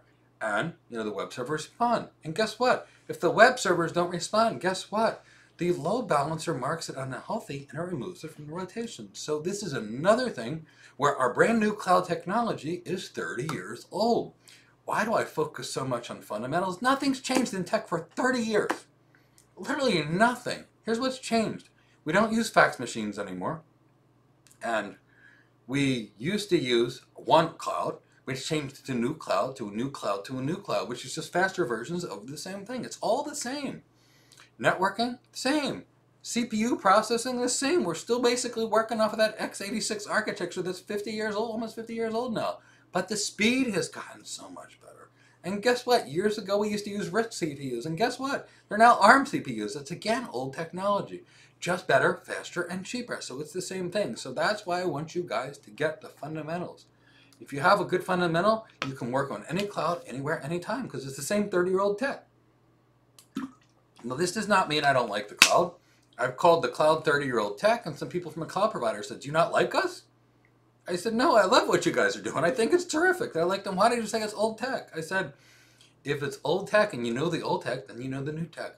Let's make it simple and elegant. Let's get rid of words like elastic, or let's get rid of words like cloud, and let's make it sure that everybody knows what it is. One vendor has to put cloud in front of everything. One has to put elastic. Another one's got their own names.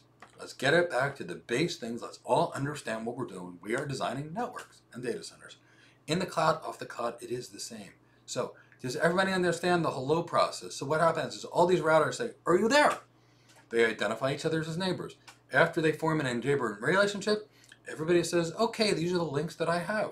Everybody then runs those links, runs the SPF calculation, and that's how it all works. If the routers will keep doing health checks on each other or hellos, if one goes away, the routes are removed from the routing table. Does that make sense to everybody? If that makes sense, then you basically understand the concept of the shortest path first algorithm. Let me know with a cloud networking below. And then I'll move to exterior gateway protocols. But if you need a little help here, let me know. And what we'll do is we'll go back to this. So let me know either with a cloud networking thing that you got it, or if you don't got it, ask for another question, and we are happy to recover as many times as necessary until everyone here gets the knowledge that they need. Let me know.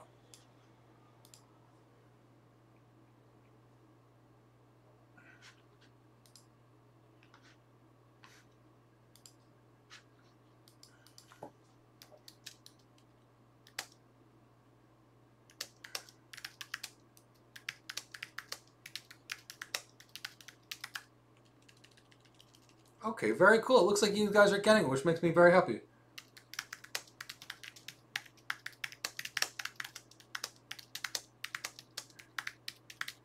So, Venkat, are you there? I have a feeling that Alonzo is going to have some caricature graphic of that. But realistically speaking, I just wanted you guys to know it. Health checks, are you there? OSPF hellos, are you there? It's all the same tech. I don't want you to ever forget it. So if I make it fun or I make it a little hilarious or a bit of a joke, please understand that's what I'm trying to do.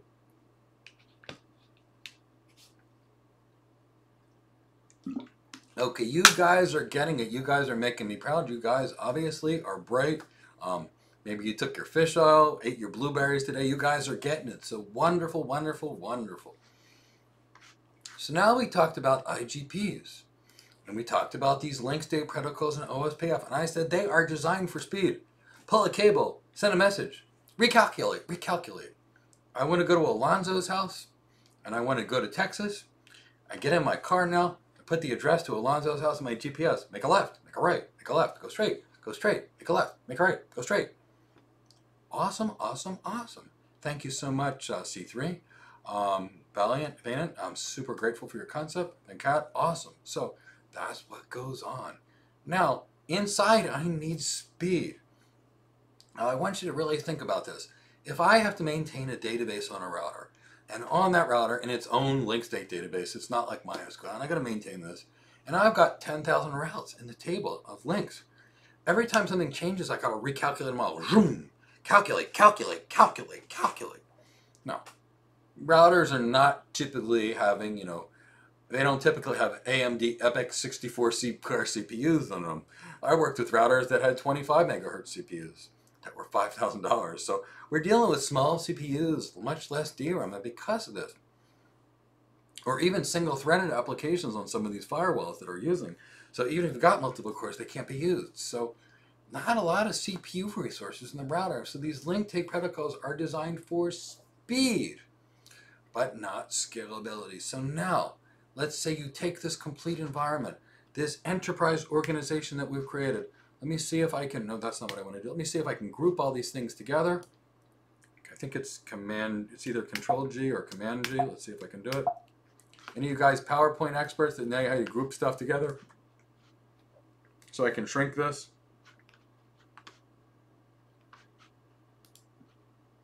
Well, we can't shrink it. We'll just do this. We'll just make it look smaller.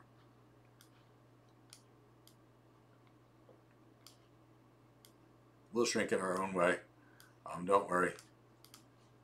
So now let's say this is your data center. You've got all these subnets. Now the thing is with these brilliant link state protocols that we're talking about, they're fast, but they don't really scale that well because they're not designed to scale. They're designed for speed. Recalculate, recalculate, get your traffic to its as fastest as possible. So now this is your data center. So let's basically take all this and let's move it all over. Control-Shift-G, let's try that. Thank you. Control-Shift-G. Well, maybe Control-Shift-G. That doesn't work on a Mac. Maybe it's Command-Shift-G on a Mac. Nope. Well, thank you so much, Raj. I really appreciate that. So now let's do this. Let's say this is all your own entity. All your own organizations are in these 3 locations. So now let's take these 3 locations. And in these 3 locations, let me format this shape. I don't see where it is. Shape fill. Let's make it no fill. So let's call this Mike's. Let's not do this. Let's just call this. Let's do it. We'll call it Mike's Network. Now my network's running great. Control and G. So I did try Control G and Command G. It just didn't work. So, but I really do appreciate the guidance. My Mac has got some funny things. I actually have a 32-core Threadripper CPU that I'm waiting to pick up, a half a terabyte of RAM, and some Quadro cards that I've been waiting to get delivered. I just can't answer my front door, so hopefully they come today. They're out for delivery, so I may have to grab that. So we've got that. Now let's say we want to connect to the cloud. Or an internet service provider, it doesn't matter. So now let's just say this is the cloud. Now, the cloud provider, let's make sure you guys can all see this because I did some tuning. So you should be able to see this over here. So now we want to connect to the cloud. Control A and then Control G. Let's try that. Control A, Control G. Nope. Control A, Command G. Nope, not on a Mac. So anyway, I'm gonna give up with my Microsoft stuff for the day. So this Mike's network is gonna have its own autonomous system number. Autonomous OUS 65535. Okay, let's say that's my autonomous system number. It identifies me as a unique environment. Now let's say I want to connect to the cloud. So let's say the cloud's autonomous number is 65532. So let's say this is the cloud's autonomous system number. I can't really run or extend my OSPF area to AWS or to Microsoft or to Google, and here's why. OSPF is not designed to scale. OSPF is designed for speed. It's like a race car, very fast. So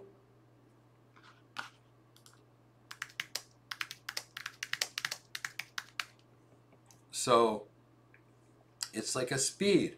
It's like a race car. Now the thing with LSPF is the second you connect to somebody and you learn a neighbor, you learn about every link in their network, which means you're going to have to recalculate every time they have a route that goes up and down. So realistically speaking, that's exactly what I would do. So connect to it, and if you connect to them, you've got a problem. So you're going to use what's called an exterior gateway protocol to connect to a service provider, like BGP. Now these protocols, like BGP, is realistically saying, it is, for example, Chintan, where do you get your autonomous system number? In general, you're going to get it from your internet service provider. When you connect to them, you're going to have to buy one. Or if you use one of the private ones like I've chosen, you can just select them and use them. If you're going to connect to the cloud, you're either going to have one that's a public one, or you're going to use a private one. You're going to have to negotiate that or agree upon it ahead of time before the connection. So you create a connection to them, and then you run what's called an exterior gateway protocol. So the way this is going to work is you're going to have a router on your end, and the cloud provider is going to have a router on their end, virtual router, real router. And the way this is going to happen is you're going to not only have a physical connection, whether that be a direct connection or a VPN connection, and then you're going to enable a routing protocol. You're typically going to enable the routing protocol BGP. Now, why is BGP used? Let's say, for example, the subnet 4.4.4.4. Let's put it on, and I'm going to put it here. These are your cloud maintenance people. This subnet needs to access systems on the cloud because they're the maintenance people. So this is your sysops people. They need to access this stuff all the time. Now let's say this 5.5.5 subnet doesn't need to access it because they're accounting people. The 6.6.6 subnet doesn't need it because they're HR people. And the 1.1.1 people doesn't need access because they are the sales people. So, and BGP is called BGP in every routing protocol. And if we try and use another term, like make up a funny term like express route, we get away from the actual content, so it's BGP. That's the way we're going to work on this SR. We're not going to try and adopt a vendor name that's only going to work with Azure, that won't work with GCP, that won't work with AWS, that won't work with Cisco Cloud, the Oracle Cloud, the Palo Alto Cloud, the Dell Cloud, or realistically speaking, any of the other thousands of clouds that are out there. We're going to use a term that works with everybody, and it's BGP, which is a routing protocol, not a cloud service. But with anything, we're always going to call a spade a spade. We are not going to make up terms that nobody knows what they mean unless you've read a certain book. We got to be able to communicate to executives. We got to communicate to technology professionals. We can't do it with AWS made up terms or Azure made up terms. We have to do it with real terms that the industry understands. So I'm not being difficult there, SR. And I know you very well. You're very smart. We got to call things that matters. A car is a car. You can call it a motor vehicle, or you could call it a form of transportation that uses petroleum products that has rubber tires, a steel metal frame, rubber on the outside, plastic things and trim, combined with leather, combined with paint and shiny objects. If I describe that, you have no idea what it is. And that's what all these marketing terms are. They're just as irrelevant. If you say get in the car and drive somewhere, I know what you mean. So SR, that's why I don't use marketing terms. If you use marketing terms like that and interface with a customer, they're going to look at you like you got 10 heads. Instead of saying, I need a connection between point A and point B, they know what it is. So same thing. I need you to use BGP. Everybody's going to know what it is. You're going to need a router to connect to this cloud provider. Cisco router, a Juniper router, a Palo Alto router. And on those things, you're going to have to configure BGP. They're not going to call it an Azure name. So it matters that you know it as BGP. I'm not trying to be difficult, SR. I just need you to know exactly what it is because I want you to have a fantastic cloud job. So that's why we're actually calling things exactly what they are. So I understand the need for presentations, and I understand the need to call things cool. Look, if I was going to sell my desk, for example, I've got a desk. It is a sit and stand desk because I've got 5 herniated discs in addition to a bunch of problems. It's really cool. I can raise it. I can lower it. As you can see, my image is shifting. This is all kinds of cool stuff. If I tell you I've got a desk, you know what it is. Now, if I say I've got a piece of mahogany wood that's 4 feet by 8 feet, and the mahogany wood has these 2 handmade steel things combined by a series of feet, I'm still talking about the same desk, but you're confused. If If I tell you I've got a sit-stand desk, you know what it is. So that's kind of why I am really generic about effective communication. So anyway, we'll get off the concept of marketing terms and get back into the cool tech because it's fun. So let's look at the cool tech. So we've got a router in our data center and we've got a router on the cloud. With BGP, remember, the people in the maintenance division, the SysOps people that are on the 4.4.4.0 subnet need to reach the cloud. And they're the only people that need to reach the systems on the cloud. Now, for example, if I ran OSPF to the cloud provider would know about the sales network subnets, the finance networks, the HR subnets, none of which have any need to connect to the cloud. So think about the security perspective. If we used an interior gateway protocol to connect to the cloud, not only would it not scale, but the cloud's going to know about every subnet we possibly have, which means they can reach it. Now, if they can reach it, they can hack it. Now, because we're using BGP, let's look about what we can possibly do. With BGP, what we can actually do is only send the information for the 4.4.4 subnet to the cloud. Guess who can reach the cloud now? The people that can reach the cloud are actually as follows. The people on the 4.4 subnet, and no one else can reach it. Look at the security achievements you've occurred. Look how locked down your systems are. The only people that can even potentially see you are the people that you've actually given explicitly information. So BGP not only provides your network reachability between you and the cloud, it enables you to filter what they can see. And because you can filter exactly what they see, guess what that enables you to do? Lock down your systems. So before, I told you, I wanted to reach Chris. I didn't have a route. In order to go to Chris's house, I decided to get in my car and I knock on every door for all 21 million people in Florida. That's what it would be like without a route to find Chris's house to hack him. Now, by comparison, let's pretend I only know how to get to him. And I know how to get to nothing else in Florida. I can get to Chris's house. And guess what? Chris might want to give me his address. He might not want to give everybody else his address. Maybe he doesn't want people knocking on his door 24 hours a day. That's why organizations use BGP to connect to external entities. Scalability, tunability, and the ability to share just what you want and not everything else. Does that make sense?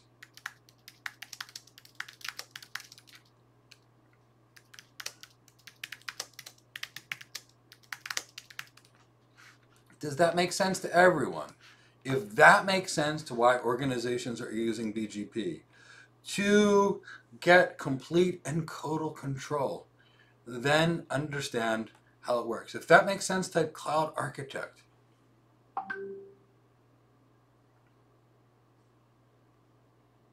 SR, it's great that you started with Azure, and I love that.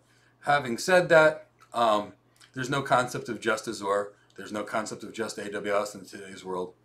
And reality is even if I know the AWS terms or the Google terms, and I love the Google terms, they're the easiest for me to actually associate with things. For example, Google calls a service account exactly what a service account is. AWS calls it an IAM role. Guess what? In life and brain, I think service account because that's what it's called everywhere. But guess what? I know what I'm trying to do, and then I just go to the chart and figure out which service I want. So you guys are getting it. I am so excited. We are getting into deep, deep, deep stuff. This isn't going to be taught in a basic network and basic certification course. This isn't even going to be covered in a CCNA course. This is heavy-duty networking stuff, and that's why I want you guys to know it. I love this field. I love these architecture jobs. I've had these careers for decades. That's why I work so hard to make sure you have the right skills for the job. So you guys got it. You guys are all learning. I am super excited. So now we talked a little bit about BGP. We also talked a little bit about OSPF, and we talked a little bit about NAT. Now let's talk about some other cool stuff.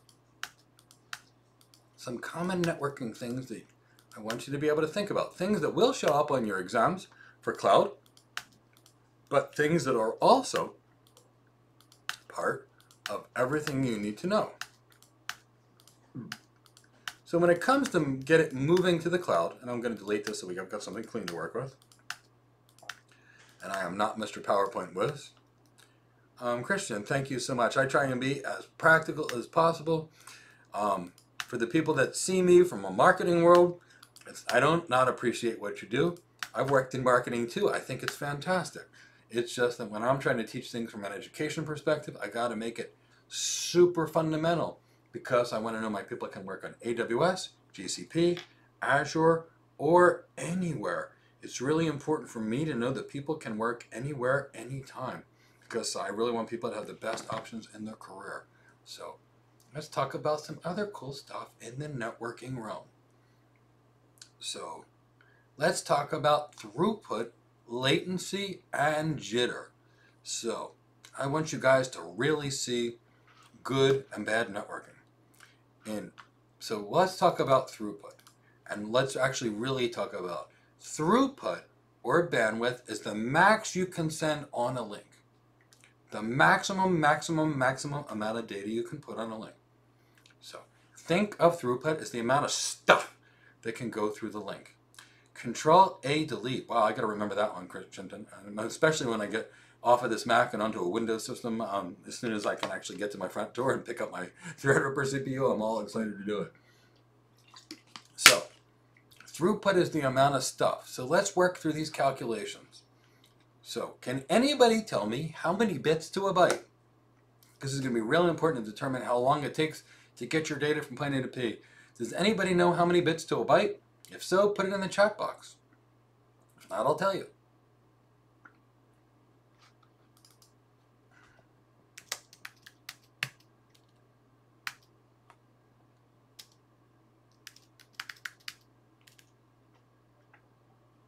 ATHER. You got it, Noah.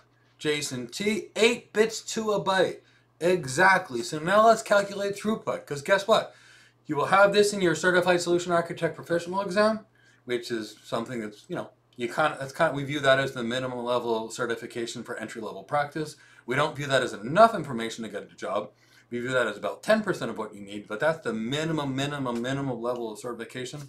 You're going to have these problems on there.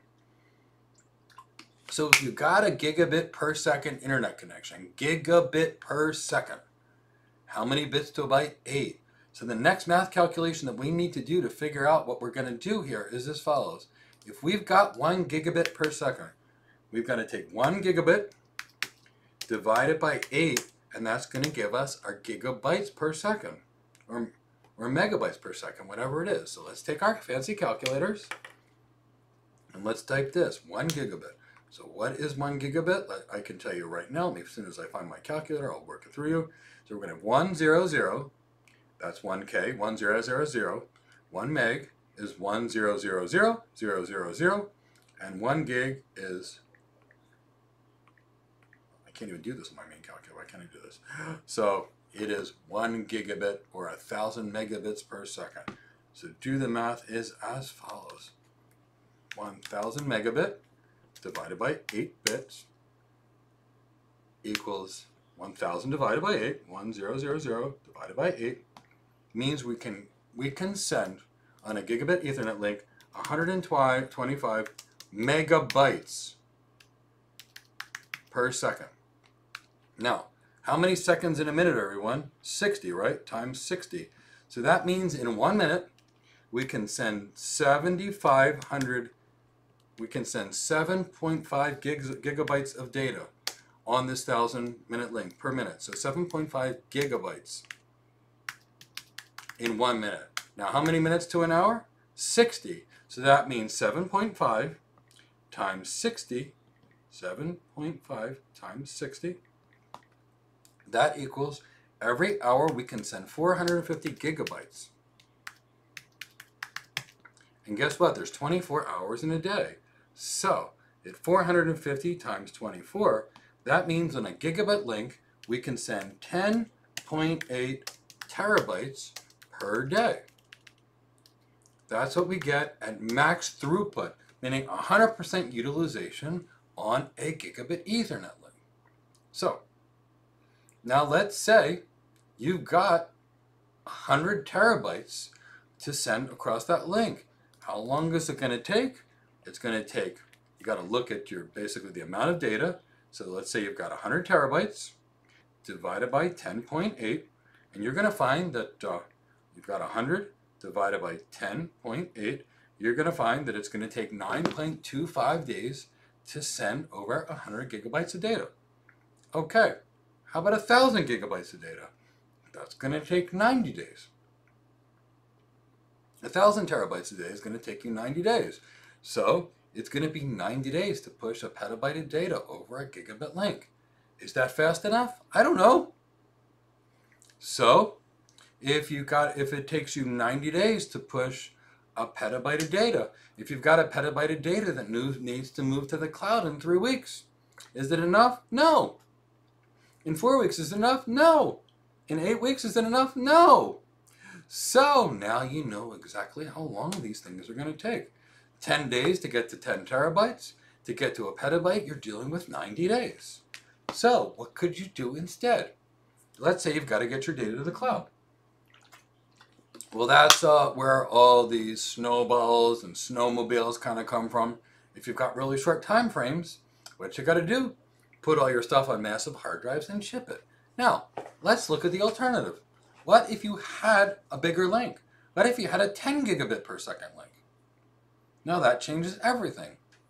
If you've got a 10 gigabit per second link, now you're pushing 100 terabytes per day. Now, at 100 terabytes today, it's 10 days to push about a petabyte of data. So with 10 gigs, you can do a lot. What about 100 gig links?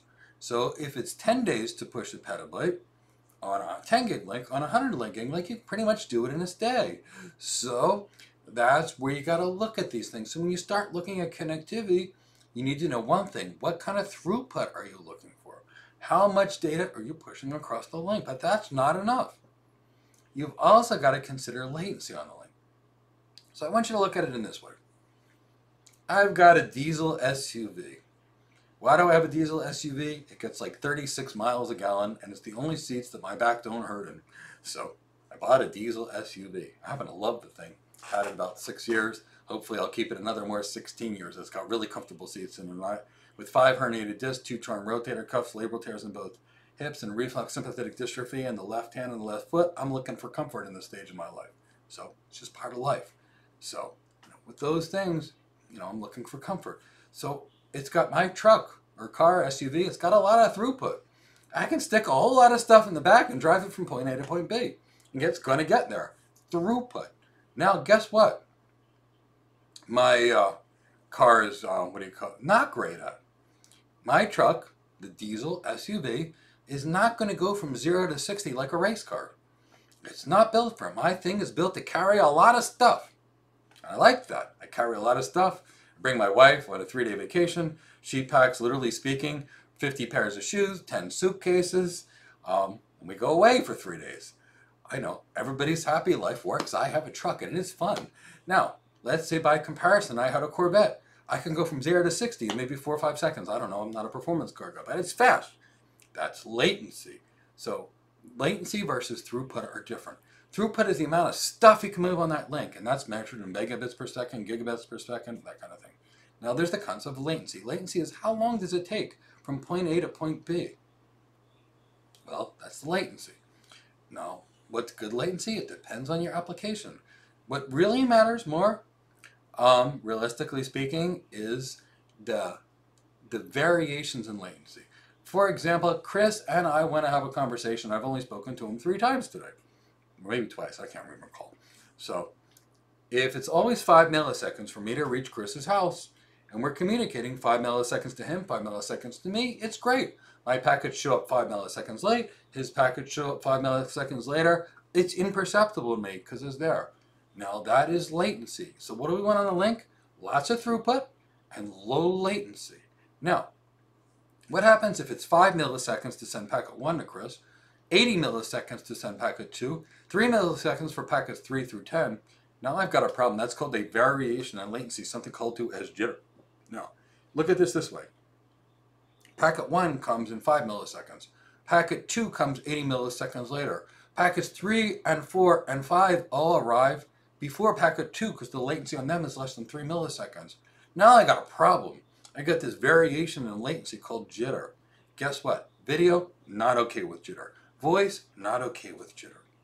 So you got to make sure your links are good. Now let's think about this into architectural perspectives. What links have consistent throughput? What links have consistent latency? Private lines, wires between point A to point B. If I get a piece of fiber between my house and Chris's house, the speed of light is not going to change between today and tomorrow.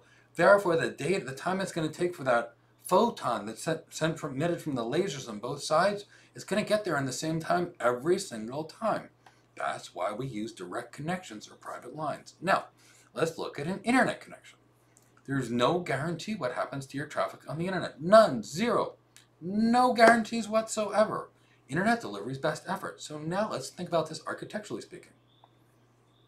Let's go to this environment where on an internet, I don't know how much data is going to get there, and I don't know what the latency is going to be. It might be 5 milliseconds, 2 seconds, 5 milliseconds, 10 milliseconds, 80 milliseconds, 10 milliseconds. That does not provide for good networking. So when you're doing your networking in the cloud, what are you really contending with? You're going to be connecting with the following. You're going to be dealing with, if you use a VPN, inconsistent performance and inconsistent latency and inconsistent throughput. If you're using a private line, a direct connection, I think Azure's got some goofy name for it, Express Connect, but it's just a private line, the technology that's existed for, again, 50, 60 years.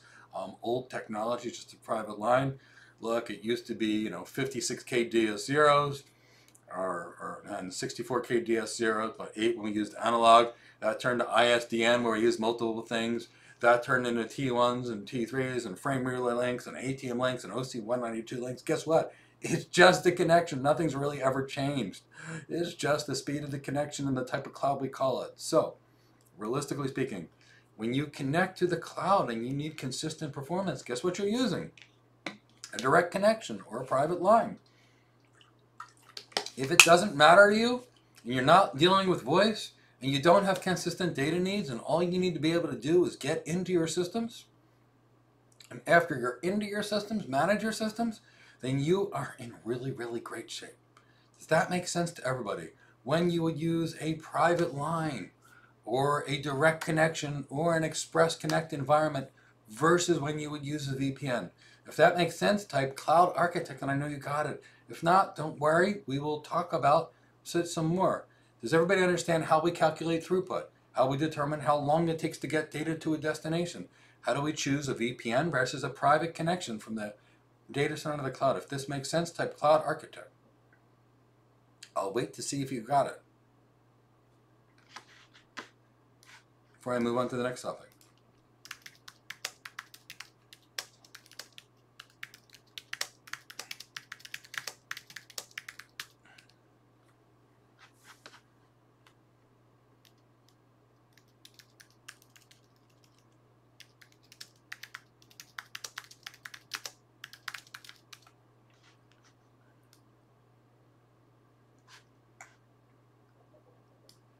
Jeannie's got it, Jason's got it, Noah's got it. Okay, this is great stuff. So, loving this. You guys are learning really fast. We've got some pretty complicated stuff. So, excellent. So now let's get rid of this box. So what have we talked about today so far? We've talked about private lines. We've talked about VPNs. We've talked about IGPs. We've talked about EGPs. Thank you so much, Simon. I'm so appreciative of your kind words. We've talked about IGPs. We talked about EGPs. We talked about virtualization in terms of VLANs. We talked of the origins of virtualization and how they became containers. Okay, so let's start talking about some more network stuff. So let's keep it in the realm of routers and switches. Let me give some thought to here, unless there's some networking things you guys are confused upon.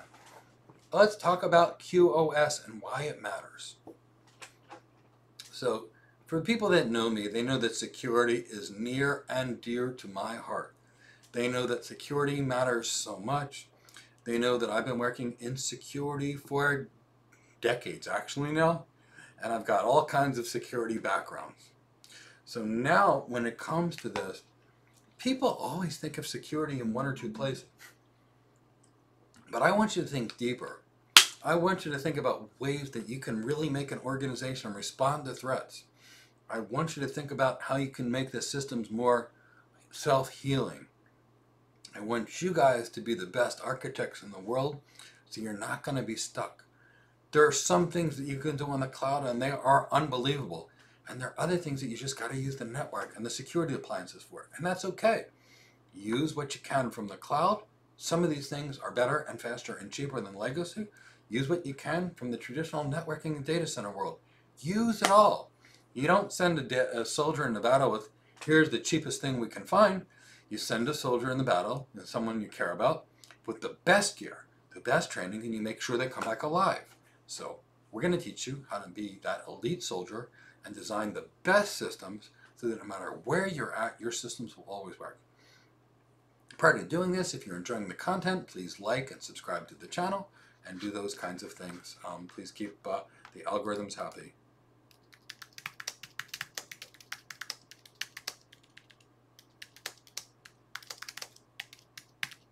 Okay, so now let's talk about that. I actually can't remember the topic I had even just picked out literally a minute ago.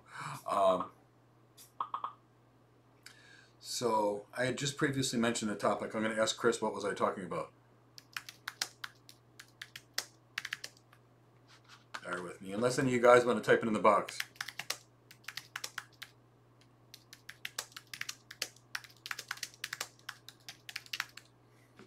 So,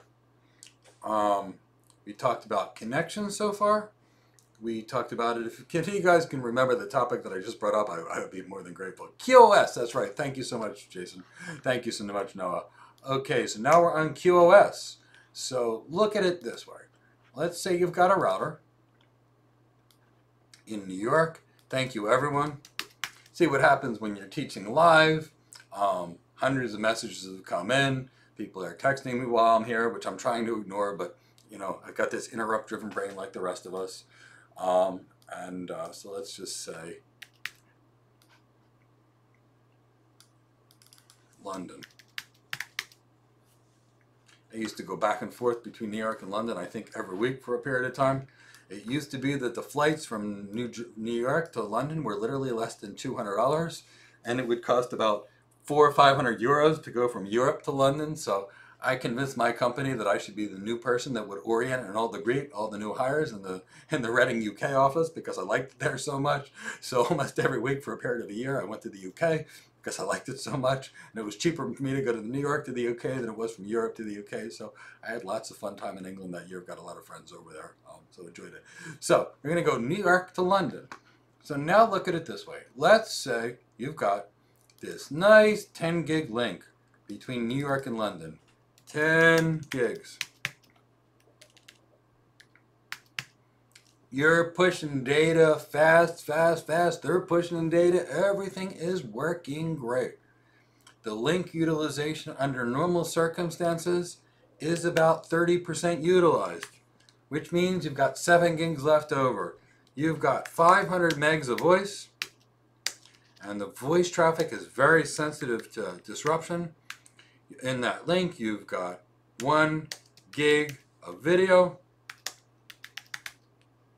and you've got 1 gig of absolutely critical traffic, where if this doesn't get through, your business will shut down. Now, this exists at all times. If any parts of these operations get shut down, the business will basically close. If we can't get the top thing, the business will not be in operation. So what do we do? How could we make this work with QoS? With QoS, we can use a queuing mechanism. So for example, we can create a bunch of queues. So we can say highest priority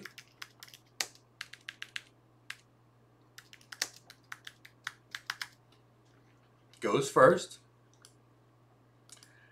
Then we can say second highest goes second.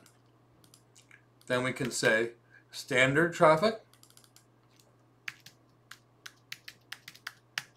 standard known is third, and then we can say everything else that is unknown only gets sent after the important stuff gets sent. I thought I heard a sound, but I guess I do not. So does this make sense? So we can create 4 lines or 4 queues. Highest priority goes first. Then after the highest priority goes, then send the second highest priority. And after the second highest priority, send the third highest. And then after the third highest is sent, let everything else go. Now, this is how you would provide better quality of service. But I want you to think of the security issues going on here. Now, let's say in New York, you got a user that says they're sorry with a problem with your credit card account. Go log in to go fix it. And now the user goes in, and the user is now a victim of identity theft because they've succumbed to a phishing scheme. And in the process of that, some malware is installed on their computer, which turns out to be a worm. And it takes every computer in New York and it starts sending data to London.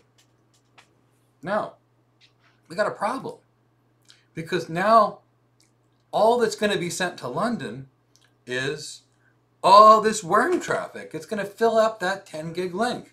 Because now we have multiple servers spewing it out as fast as possible. Worm. Got this 10 gig link, and it's literally 100% congested with worm traffic. Now, we had voice, remember? That's not getting through. We had video. That's not getting through.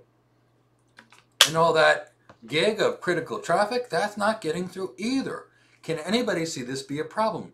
All it takes is a single worm on your network, and it can literally fill up every link you have, making your entire network or cloud 100% shut down. Not a good situation. So what is QoS and how does it advance security? You say voice first. Why is voice first? Because if you get a network outage or a worm and you can't even call tech support, they can't fix it. So voice first, video second. Why video second? Video is not tolerant to variations in latency, just like voice. Voice first, video second. Then what do you do after that? Then send your most important critical traffic third. And then send everything else last. So now, you get hit with the worm. Here's what's going to happen. The worm traffic will be deprioritized after all your critical traffic. So, did we solve the problem? No, we still have the worm. But we made sure all of our critical traffic can get through prior to the worm. So we can call tech support, we can call Cisco, we can call Palo Alto, we can do anything we need because we prioritized important traffic over worm and virus traffic. So all good, high availability, high security, high performance architectures must use QoS. Does that make sense? And then I'll tell you about another kind of QoS you can use.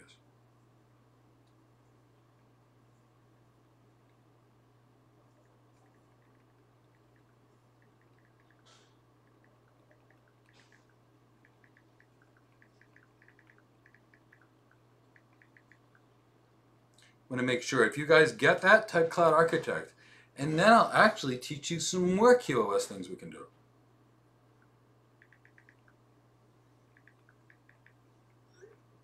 So, if that makes sense, type Cloud Architect. Why QoS is a critical part of security.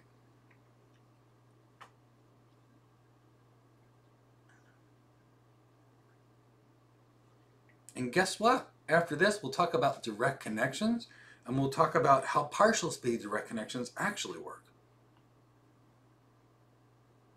Jason T, you got it. Noah Lomax, you got it. Jeannie, this is what we call FIFO. FIFO is the exact opposite of QoS. It means the first thing that comes in is the first thing that goes out. Quality of service is basically prioritizing things. So when you go to the airport, and basically you've got the TSA checkout first, then you go first, you go to first class, you go second, you're handicapped, you go third, for example, and you're everybody else, you go last. That is QoS. FIFO is first in and first out. It's kind of the exact opposite of QoS. Just take stuff in as fast as possible.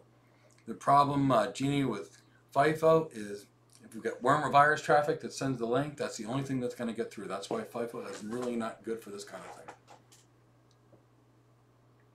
So, okay. One thing that I will generally advise all of you in your career is to not abbreviate things. There are 1,000,001 abbreviations. I know I called it QoS instead of quality of service.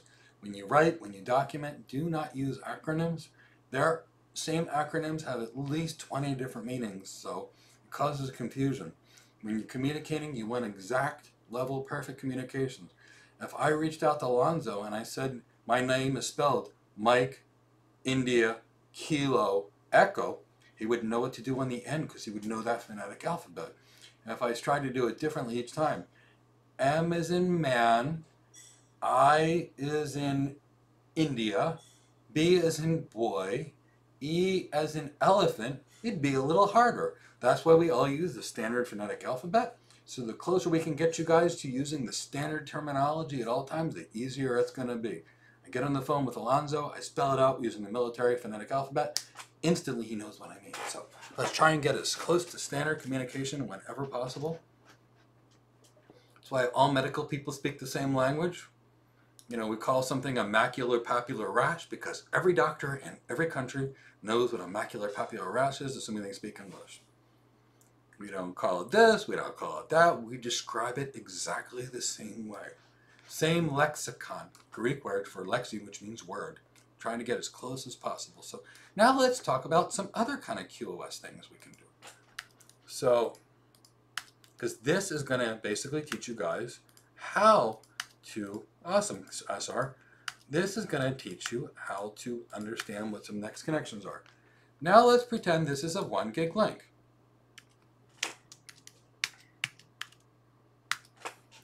Let's pretend you're not going to use the whole gig. Let's pretend I sell you 100 megabits on this 1 link. This is a form of QoS. It's called rate limiting. Now, if I only wanted to give you 1 gig on this link, is there anything that I could do to do that?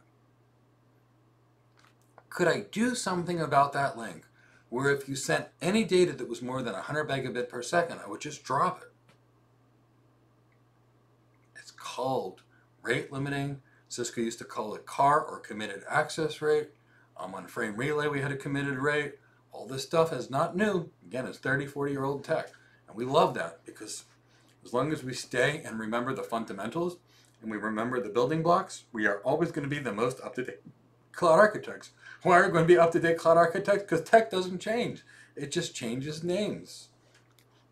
That's why I like to stay with the industry stuff. So let's say I've got a router between New York and London, and I only want to buy a 200 megabit per second connection. Guess what? There's no such thing as a 200 megabit connection. There's a 100 megabit fast Ethernet connection. There's a gigabit Ethernet at 1 gig. There's a 10 gig connection. There's a 100 gig connection. But there's no such thing as a 200 megabyte connection. But let's say I want one. Why am I buying a 200 megabyte connection? Because I can't afford a gigabyte connection. So I don't need that bandwidth. So what ultimately happens is we can put a policy on the router that says only allow 200 megs on this connection.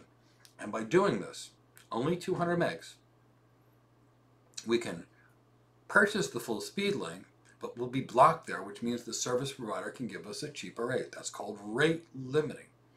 So now, and we're going to talk about direct connections in a minute, you go to a direct connect partner and you buy a 200 meg link. They can't sell you a 200 meg wire, they can sell you a gigabit Ethernet wire, but they could limit you to 200 meg, and that's why it's cheaper. Does that make sense to everyone? That's called rate limiting. Rate limiting, again, can be a good security thing. You can limit the rate of certain kinds of traffic to get on your network. So basically, if you've got a type of pattern traffic that you find that's normal with worms, for example, or viruses, you could limit that stuff. How do I use rate limiting? I've got my data center. I also have a lot of my students come into my house. I've got a gigabit connection to the house. The students that come into my data center, they build their VMware workstations, they build containers, they're building firewalls on my systems, they're building VPN concentrators, they're building the LAMP stack. All my students get to do this stuff. My students are done building the LAMP stack. They're setting up Active Directory, and all my students are building a cloud on the servers, and a lot of times on the servers in my home. Now, what if one of my students decided to download the entire world on one of my servers? What do you think would happen to my gigabit Ethernet connection? What do you think would happen to the stream that I'm doing right now? It would get shut down in about 3 seconds. So I limit the users coming into my home, my data center, to 100 megabit per second. And that reserves the other 900 megabit per second for me. Why? For my students that are using SSH, do they need more than 100 megabit a second? No. My students that are transmitting a 5 gig file up to basically put an ISO of a Linux operating system, they need more than that? No. So I give exactly what's necessary, and I use that to secure my systems. I want to make sure that no one in my demilitarized zone, where my servers are, can access across the firewall into my private subnet and eat up all my internet bandwidth. So I rate limit it. Does this make sense why organizations use rate limiting? If it does, type Cloud Architect, and we're going to talk about direct connection architecture. Express Connect architectures, it's the same thing. Private line architecture. It all works the same way. So if you get it, type Cloud Architect, and then we're going to move on to direct connection architectures.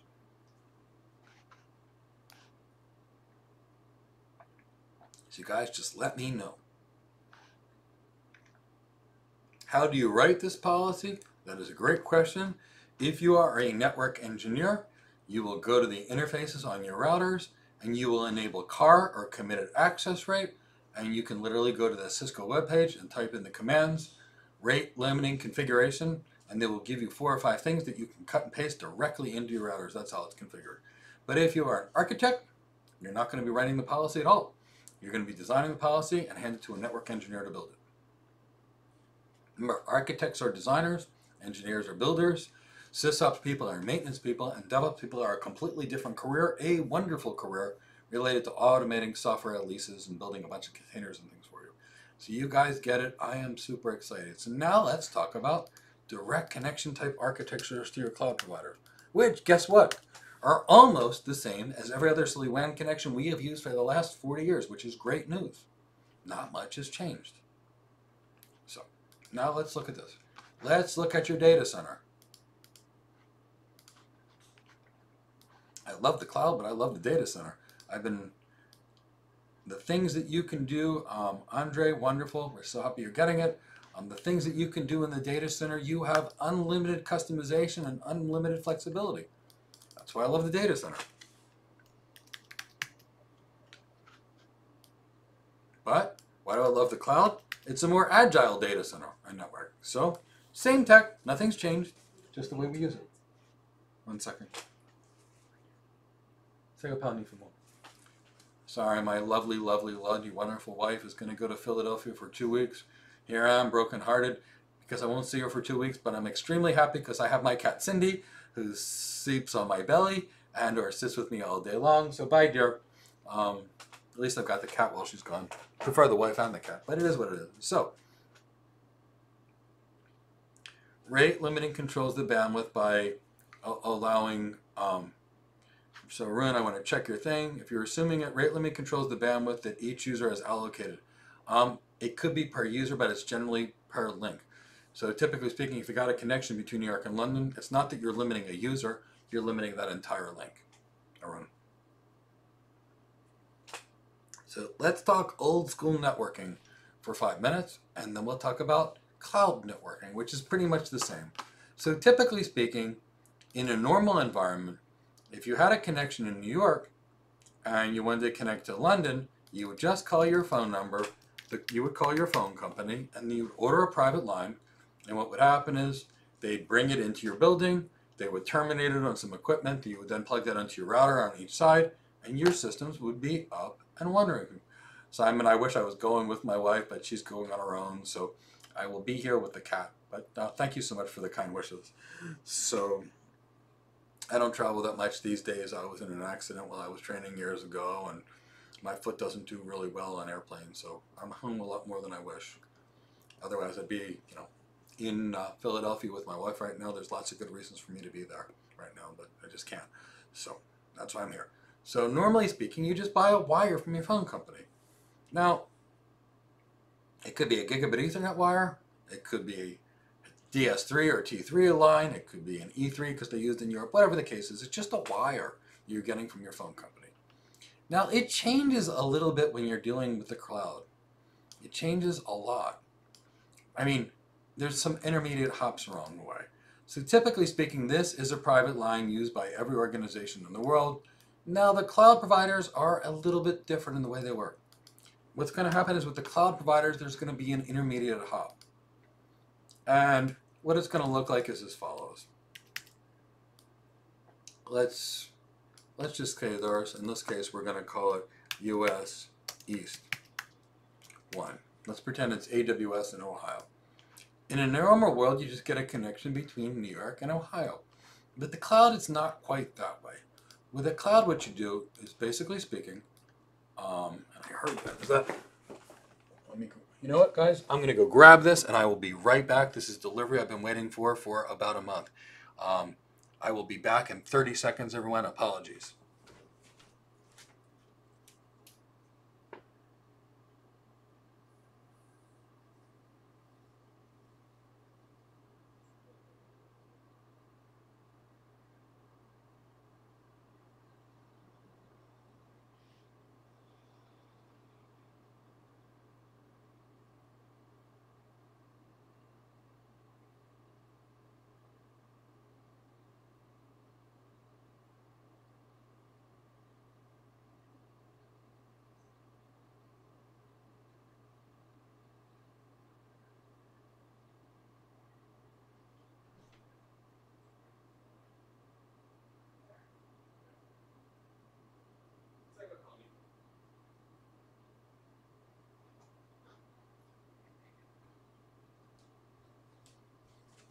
Okay, sorry for disappearing, everyone, but it's good news.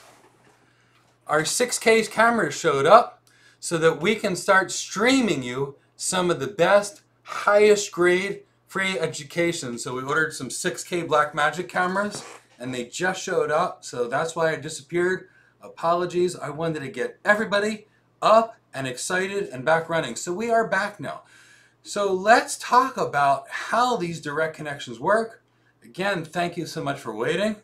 If it wasn't a 6K camera, meaning not 4K video, but 6K video, so we can create some special training for you, it is here. So Chris Johnson, my Chief Operating Officer, is going to work with us in our new special systems. We're waiting for our 64, I think it's a 64 core Threadripper 3995X CPU with a ½ terabyte of RAM, and we're going to be doing some serious live training. So let's get back to the fun.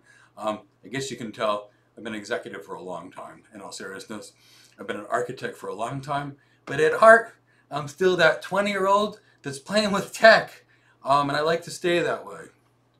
So when there's new tech, old tech, new tech, anywhere in between, it's exciting for me. So typically what's the way, let's go back to these direct connections. There's actually one more thing that I'm waiting for today that I'm gonna have to get. That is my 64 core Threadripper CPU. I thought it was the 32, but I actually went and bought the 64 one because I was a little crazy. I wanted to make sure we didn't have any limitations in performance. So typically speaking, normally speaking, you would have a wire from New York to this location. But with the cloud providers, it's just a little bit different. Oh, I like that face with the parties portion. And so the way it works when you're connecting to the cloud provider is as follows. You're gonna call your phone company. And you're going to get a connection to something called a direct connection location. And if any of you guys are familiar with the term point of presence, what is the direct connection location? It's going to be a data center that everybody is plugged into this data center. So you're going to be there, your internet service provider is going to be there, 10 other internet service providers are going to be there, AWS is going to be in this building, chances are Azure is going to be in this building, chances are Google is going to be in this building. And that's why they call it a point of presence. It's a location that lots and lots of people connect to. So if everybody connects to this building, how do you go from, let's say, NTT, this really great Japanese internet service provider, does data all over the world, CenturyLink, another big one, Vodafone, another big one. How do you make it work? Well, they all have connections coming into this one building. And now all you need to do is run a wire from NTT, which is Japanese, to Vodafone. NTT to AT&T, NTT to Verizon, all in the same building. So the way the internet works is everybody brings in these big high-speed connections all into a single building called the point of presence. So what is direct connection location? Just a point of presence. So what you do for the AWS cloud is as follows. And all these cloud providers are the same. You order a connection from your home company to the direct connection location. And in the direct connection location, you're going to have to terminate the connection somewhere. So where do people terminate connections? On routers. So you're going to end up at your own router or switch or both. So let's say you're going to your own router. Now, let's say this router over here is the AWS router. By connecting to this direct connection location, you connect to yourself. Now that's not getting you to AWS, you connect to yourself. So you buy a wire from your service provider to this direct connection location building. Now once this wire exists, you need to run a cable between your router and AWS. And as soon as you plug in that fiber optic connection between you and them, you're on the AWS network. But you can't just run a cable from your router to AWS. Why? You're now getting physical access to the AWS network.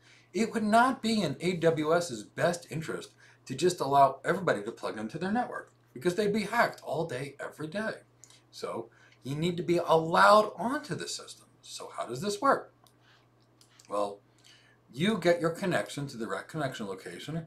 You're filling out a form. You're requesting a letter of an LOA. You're requesting this letter from AWS. Basically, the letter of authorization basically enables your service provider just to run a cable between your network and their network. And then they have their own cabling network connections which run directly from your network to theirs. So this is the way a direct connection works. You go from your site to your router in the direct connection location, which is just an internet point of presence, which then runs a cable to AWS's equipment and then gets backhauled, meaning this cable, meaning pulled back into the AWS environment. So there's all kinds of confusion that goes on with direct connections, but this is all it is. It's very simple. Does this make sense? Are there any questions about how direct connections work? Because I know lots of people get very confused about these topics.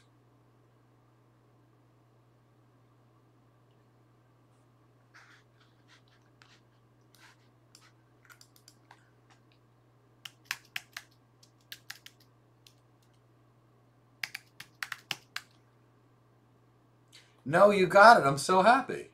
So, excellent, excellent, excellent stuff. So, Noah, I see you got it by typing Cloud Architect. Do the rest of you guys get this? If the rest of you guys get this, type Cloud Architect, and I know you've got it as a Cloud Architect. If you did not, let me know and I'll go over it again. Otherwise, I'm going to work on some more networking things. I'm trying to making today a really good, strong networking fundamentals day, and I'm happy to do more networking training if you guys like. Christian Ballot makes sense. Noah Max. Okay, you guys are doing great. We will be having very soon, in approximately 2 months, a Cloud Network Architect program, which will be massive and extensive, and it will involve all the MPLS and SDN and all the next generation routing. It will be CCIE level routing for people like me or Imran that basically just want to design networks for large global organizations on the cloud and off the cloud. So you guys are doing really, really great today. Really great. So now let's talk about something else. Bad weather freak? That's okay. We can go over it one more time for you. So bad weather freak, you're new to this tag. That's okay. We're thrilled to have you here. If you're enjoying this content, bad weather freak, please leave a like. I don't recognize your name, but I'm thrilled to have you here. So what is direct connection and why do organizations get direct connections? We'll talk about it one more time. An organization buys a direct connection, which is basically a wire, a logical wire between point A and point B, because they need high performance, low latency, consistent latency connections. Because when you're using a VPN, you're basically pushing your traffic over the internet. And when you push your traffic over the internet, there are no guarantees that your data is going to be there. Internet is no guarantees, it's literally speaking best effort. So, organizations buy a connection to AWS to make sure they've got good, strong connectivity to manage their systems and transfer their data back and forth. So, now let's realistically talk about it. So, let's talk about the following. Let's say you want to connect to your organization. Now, in a normal environment, you would just buy a wire from your phone company between, say, New York and London. One wire, the phone company does all the switching on their end, you don't know about it. Basically, they give you something that terminates your connection in your building, you plug into that. On one side, you plug into that to the other side, and your wire is now up between New York and San Francisco. It's perfect. But when you're connecting to cloud providers, you got to remember these cloud providers are internet service providers. So internet service providers, in order to work efficiently, all connect to each other in points of presence. So what happens? You've got big points of presence in Miami, for example. You've got another one in the Reston, Virginia area. They've got a couple of them on different places. There are these buildings filled with internet service providers and these big, big fat connections. Lots and lots of 100 gig connections going everywhere. Hundreds and thousands of them. So basically what happens is the best way to get to AWS is you buy a connection to one of these direct connection locations, which you can see represented by here, and then you connect to a device that you put in that direct connection location that you pay for. From there, that puts you on, you're still on near your network. You haven't left your network yet. So how do you go from your network to the service provider's network? You need to run a cable between them. So what happens with these direct connection locations, you buy a connection to the location, then you get what's called the letter of authorization that allows you to run a wire between your router and the AWS router, and then AWS has connections back to the network. So that's how they work.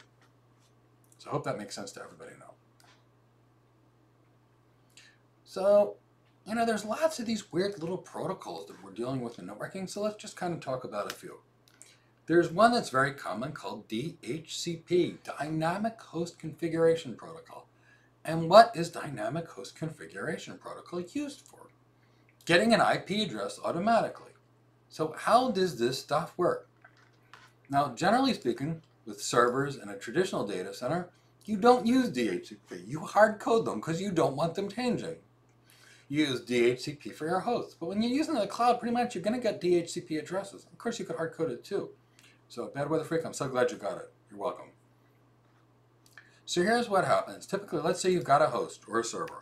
Server, it comes onto the network and it needs an IP address. Now, typically speaking, in your network, you're going to have something called the DHCP server.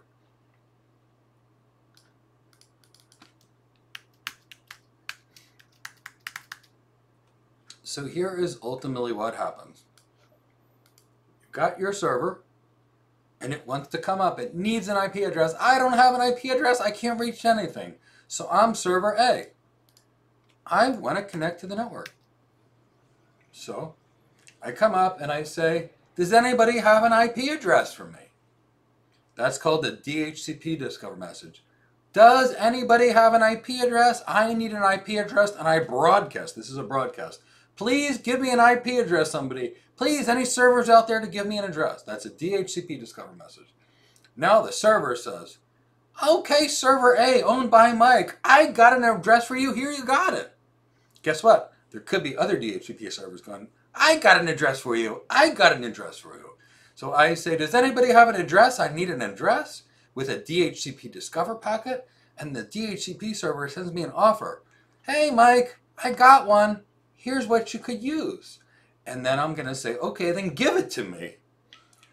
And then I'm going to get an acknowledgement from that server that says, yes, I've got it. And that is the process. So how do addresses get device IP addresses? They use something called the DHCP, the Dynamic Host Configuration Protocol. And what happens is as following. I say DHCP discover, which mean a packet, which mean broadcast, who has an IP address for me? And I get some offers of some things from some servers. And I'm like, yes, I love this. You got people willing to give me things. So I send a request back to that server, it gives me an acknowledgement, and poof, I have an IP address. Does that make sense to everyone? Is that clear? That's how DHCP works there. If that works, type Cloud Architect, and I know you're good, and I'll move on. If not, we will keep going on this topic. So let me know by typing Cloud Architect.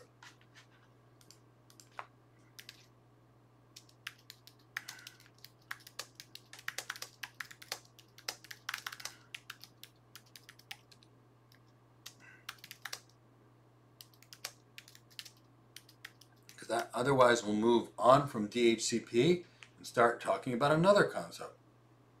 We'll talk about VLANs and trunking. Because you need to know VLANs. And you're definitely going to be doing a lot of trunking.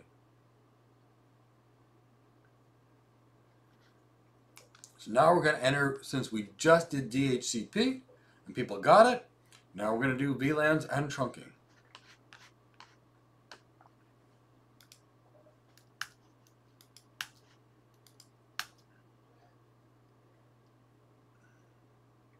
Arun asked the question, absolutely.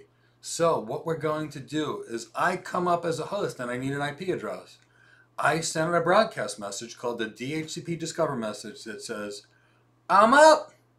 Give me an IP address, please. It's called the DHCP Discover message. That message is broadcast to the DHCP server. Now, mind you, it's a broadcast message, so there's lots of work on the network that needs to happen so the DHCP server not be on that subnet. Hey, somebody give me an address with the DHCP Discover packet. Then the DHCP server says, Mike, I got an address for you. It's called the DHCP offer. And then I say, okay, give me that address with the DHCP request. And then the DHCP server will acknowledge your request. Here's your address. Now keep it. And I use it and I am done. That's how Dynamic Host Configuration Protocol assigns an IP address. Now, when you're assigning an IP address, there's this concept of a lease. A lease can be 1 hour, a lease can be 1 day, or a lease can be permanent. So if I've got a lease for an hour, meaning I'm given an address for only an hour, inside of that hour I'm going to have to ask for a new one. Can you give me a new address? Can you give me a new address? Can you give me a new address? And guess what? The server is generally going to keep your same address, but there's no guarantee that you can. Now, if your DHCP lease is for 24 hours, that address is going to be good for 24 hours before it times out and has to go back to the DHCP server, although usually it asks before it runs out of time. And then if my DHCP lease is permanent, it's going to be basically a static IP address that was just assigned to me dynamically. Arun, did I answer your questions there with some level of clarity?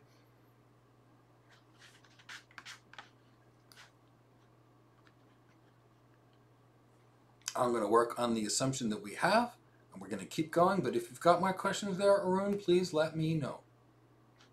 So now let's talk about VLANs. VLANs are old technology. VLANs are the origins of virtualization. Why do I like VLANs? I've been using them forever. They add security. And guess what? If you understand VLANs, you understand everything. Nothing has changed. So let's go back to my switch real quick. I'm going to go pick up my switch, the one that I disappeared, so I can grab it. Okay, everybody. So now look at these ports here on this VLAN, on this switch. Earl Harrison, I was involved in an accident 10 years ago that left me unable to walk for a very long period of time. After 6 hours a day of physical therapy, I was left with a stupid twitch in my eyes, so it's just something I have to contend with. So I'm sorry if it's troubling. It's something that I don't love either, but I can walk again after 6 hours of physical therapy for 3 years, so I am super excited by it. So let's go back to this switch. Actually, let me go back to my camera so you can see me. There's all these new technologies I have to work with every single day. So over here, we've got Mike's switch. It's a Cisco Meraki switch. It's a bit of an older switch, but it works just perfectly. See, there's lots of ports in here. In fact, there is 48 ports of primary ports, and then I've got my fiber optic opticals. Now, as this switch comes directly, everybody plugged into every port can talk to each other. Now, in a lot of ways, this is really good, that everybody can talk to each other. But where is this not good? What if I wanted only the people on, let's see, what if I wanted the people plugged into these ports to talk to each other, but the people plugged in these ports not to talk to each other, and the people in these ports to talk to each other, but not talk to these people, or these people, and the same thing over here. So see, I got all these ports, but what if I wanted to group the switch? What if I wanted to chop this switch into an accounting switch, a finance switch, as well as a switch for lots of people? Well, guess what? I can do that by virtualizing that switch. And what is that virtualization called? That virtualization is called a VLAN. We're basically virtualizing a LAN. So that's what we're talking about. We're talking about switch virtualization, which is something that I absolutely love. So, switch virtualization VLANs. So, that's what a VLAN is. It is basically taking a switch and chopping it up to many VLANs. Thank you so much for all. Earl, it's something that troubles me too, but you know, after not being able to walk for 3 years, the fact that I can still go out there and still do things, help people get jobs, and even when I was out, Earl, when I was laying on my back, when I was in 6 hours of PT, I was still helping people find their first tech job. It wasn't pretty. I might have been in a physical therapy center, having my hand stuck in a machine that sprayed sawdust in me, having somebody else work on a foot, and well, midway through, I'm on the phone with somebody saying, yes, in order to, what you need to do on this interview is X, Y, and Z, and we'll get you hired, while I was calling recruiters on their behalf. So, you know, in life, we're all dealt a certain set of cards. You do exactly what you can. So, going back to this, where we were at, and actually it looks like there's some questions. I'll answer the questions before we get to the next part of this. AfriP, is an exclusive server that provides DNS, or a server provides, well, it depends. That's a great question, AfriP, or Mr. P. Thank you so much, Venkanata Prasad Koth. What happens is, in a big organization, you're going to have dedicated DHCP servers. They're going to do nothing else. In a small server, you could have it in, basically, you've got your VMware ESXi server, you're going to have a DHCP server. In the cloud, by the way, thank you so much, Simon. In the cloud, what you're going to find, for example, is they're going to have their own virtualized DHCP servers that you're going to use. If you're a small organization, the router has a DHCP server function. So, wow, you've got a lot of options there, Mr. P, AfriP. So it's really based upon the use case. Big organizations are going to have their own DHCP servers. Definitely, definitely, definitely. Small organizations are going to do that. So let's get back to that cool VLAN environment. So I want to make sure I pick the right chart. So we're in the VLAN environment. We've got our switch. So now let's say we chop our switch over here to a virtual switch. We'll call this accounting. Over here, which has got the first 10 ports. Now we'll enter the finance people. Underneath the accounting and finance people, we will have, let's call it the sysops people. These guys need access because they're maintaining things. And let's say these are HR people. They don't need any information other than HR records. So we'll call this HR. Now, that switch is virtualized and nobody can talk to anybody. They are all logically separated. Thank you so much, Sharon. So, A cannot talk to F, who cannot talk to sysops. None of these people can talk to each other. Now, if we want these devices to talk to each other, we have two options. We can, oops, hold on, I just want you to understand this. So if we wanted these devices to talk to each other, we'd have four options. Let's say we put a router over here. This used to be, we could run 4 cables. We could run a single cable from here, over to here, over to here, and then we could run, that's not the prettiest cable. Let's just work with that. And then we could run another cable from here to here, and then we could run another cable from here to here. Then we could run this other cable. This cable would look like this. We would go from here, which would go to here, which would then go to here. So now we'd have 4 subnets, and this is a router. And bye, dear. And the router would route in between the subnets. So that's the way we could do it. Or, let's look at it this way.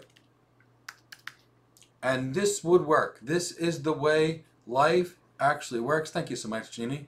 This is the way life worked prior to the trunk. You chopped your switch into 4 ports, you ran 4 different cables from switch to switch, and it works perfectly. Now, mind you, you could also do this with switches. You could, let's say you had a second switch. Let's say you have a second switch. Oh, I didn't mean to do that. What's it? Command C, Command V. Now let's take this second switch on the opposite side. Now we could run a cable from A to A. We could run a cable from F to F. We can run a cable from sysops to sysops, and we can run a cable from HR to HR. And then A would be able to talk to A, F would be able to talk to F, sysops could talk to sysops, and HR could talk to HR if we ran a cable between each one of these things. And what I mean by that, make it very clear, cable between these two, cable between these two, then we'd write a cable from here to here to here, and a cable from, does that make, I'm sorry, I'm not even drawing my pretty cables. bad cabling job here. We'd have a layer 1, layer 2 problem, and we would not be communicating so effectively. So we're going to go from here to here, and then we're going to go from here over to here. It's not the prettiest way to represent this. This is not designed to do this. And then from HR, we would run a cable from HR to HR, run a cable from F to F. Does everybody understand what we're trying to talk about here?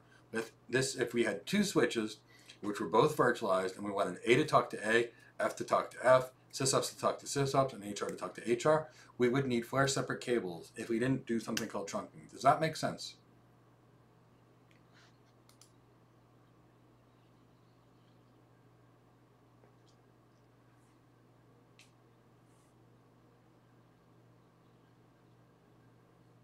So, I'm going to work on the assumption it did.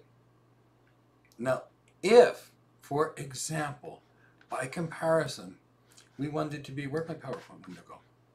That's an OBS window. This is out, here we go, here's my PowerPoint window. So, no, we got it, I'm thrilled. So now, what if instead we only had one cable between entities, and we run this cable from point A to point B, and yet somehow we want A to talk to A, and F to talk to F, and sysops to talk to sysops, and HR to talk to HR. As it stands now, we can't, because they're all separate. What we can do is create something called a trunk port. Trunking in phones connects your phone PB switches together. Trunking in VLANs basically enables you to put multiple VLANs all on a single cable, called a trunk port. Oh, my cat's here. So here's the way these VLANs and these trunking ports work. A will add something called a tag when it sends it on the wire.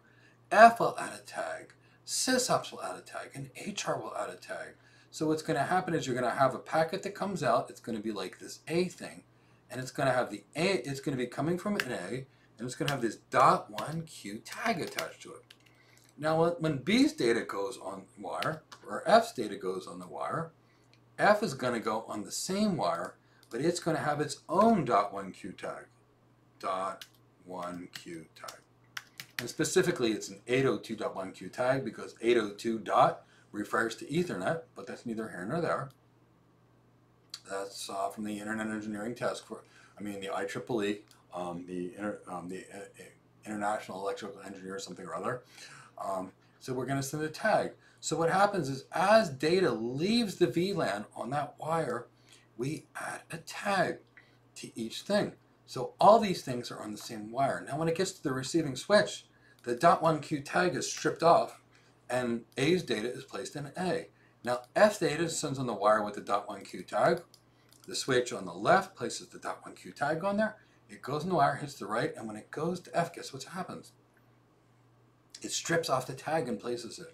So a trunk port enables a switch to talk to a switch, or a router running VLANs to talk to another router, to talk to each other over a single cable via a .1Q tag.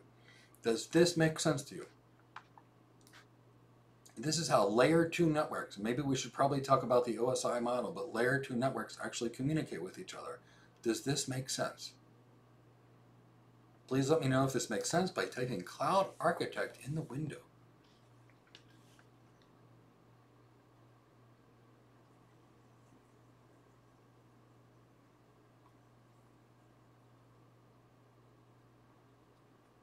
So, okay, so I think I see it. Amaranth, I can't tell. Noah Lomax, you got it with Cloud Architect. Let me know by typing the term Cloud Architect if you guys get this.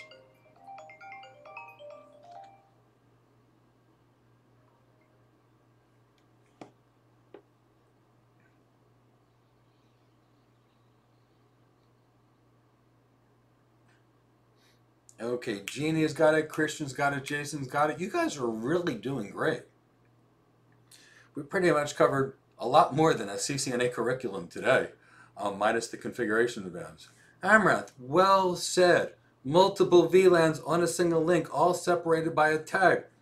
Brilliant. Best way to describe it. Okay, you guys are really, really good. So, now, let's add some layers. Or actually, let's add a little bit of knowledge over here. So, now in today's world, here's what the switches look like.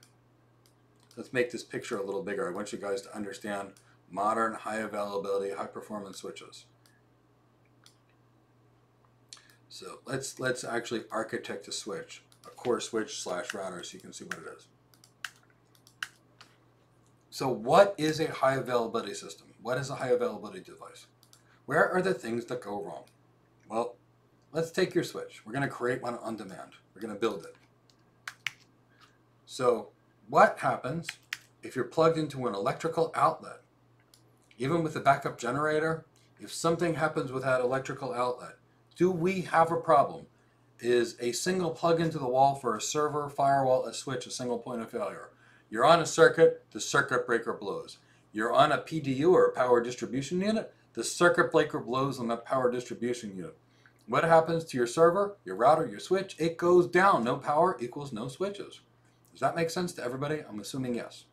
If not, let me know in the chat box. So, what makes a high availability device? 2 sets of power options. One that goes into one dedicated circuit and one that goes into another dedicated circuit, backed up by a UPS and a generator. So basically there's battery backup and generator backup across 2 circuits. Now either part of your power systems can go down and your switches or your servers are up. That's part 1.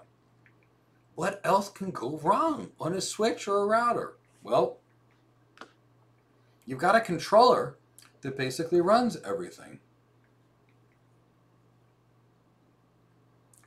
P, that is a great question, and we will deal with layer 2 security in 30 seconds. Let's get back to that. What you got to do at layer 2. Excellent, excellent, excellent question. But let's build this switch. So let's say you've got a controller module. Let's call this the control. That's kind of like the CPU. That's the thing that memorizes the tables, everything, what's going on. What happens if the control module fails? Your switch fails. So 1 is none, 2 is none, and 3 is better than 2. And in the tactical world, that's what we say. But guess what? You've got more than one. You've got available. So if you've got 2 power supplies, you probably should have 2 control modules. Why? Because now you can survive a power failure and a control module failure. Okay, now what? In this high availability networking environment, let's say you plug all your, now you've got your switchboards. They're called line cards. And they have ports on them. What happens if you plug all your cabling into a single card and the card fails? You're down. So what does a high security, high availability environment look like?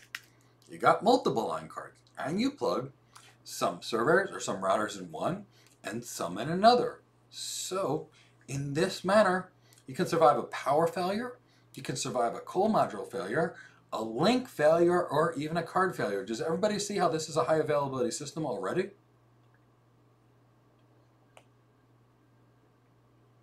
So realistically speaking, this is a high A switch, high availability, high performance system. Organizations use these things for the following reasons. They don't fail. You can have these in your data center without a reboot for years at a time. You just turn them on and they run. No. Would I run a single router like this or a single switch? Of course not. I'd have 2 of them too, all across different circuits with different control modules, with different line cards, with stuff on multiple cards. This is the basis for high availability, high performance networking. 2 of these. This is a high availability router. Do I count on this being enough? Of course it's not enough. But this is what it works like. This is high availability. Now, after P, I'm going to ask you a question before we do any more networking stuff, and we're going to get back to these high availability concepts. So, when you're dealing with layer 2, and you're dealing with VLAN tags, guess what? There's no encryption needed. So when you give your data to AWS, you send them a VLAN, an 802.1q tag, and they layer 2 backhaul it on their network. Nobody can do anything with your data until they actually strip off that VLAN tag. So data is typically sent at layer 2. It is not encrypted. And even though it's not encrypted, there's generally not a security problem. So all your service providers that are giving you layer 2, most people do not run any kind of encryption on, and there's really not a lot of encryption you can do at layer 2. The encryption is typically a layer 6 protocol, so at layer 2 you're just sending data. The good news is it's MAC address to MAC address, so there's not really much to be hacked. So Mr. P, Alpha P, I hope I answered your question there. So you guys see how we're dealing with high availability switches and routers. So I think we're going to try this Control G again, Command G, and we're not able to group these things. Nope, not at all. So realistically speaking, these are what your core routers are going to look like, and you're going to have a lot of them. Never, never, never only a single one. So I'm hoping everybody gets the concept of what goes into some of these high availability, high performance things. Let's wipe that out. So that's the way these systems are designed and architected. So far, what are we talking about? We've talked about QoS part of this. We talked about high availability switch architecture. We talked about how the directions work. We talked about NAT. We talked about OSPF. We talked about AFRIP. How do you connect a host to multiple switches? That is a great question. Let's go do it. So let's say you got your server.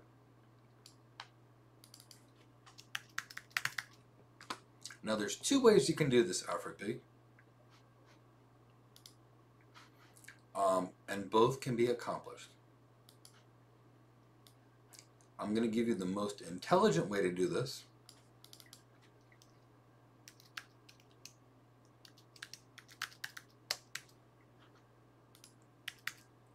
Which is at layer 3, and that way we're not dealing with any kind of spanning tree protocols for loop of weighted strategies in layer 2, which are an absolute disaster to work with.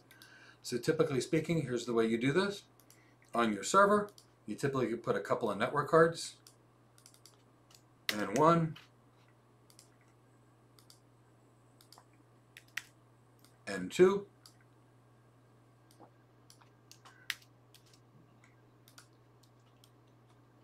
this is called a dual home server, by the way. You place the network cards on different subnets, and you run a cable to this one. This is like a router switch, by the way.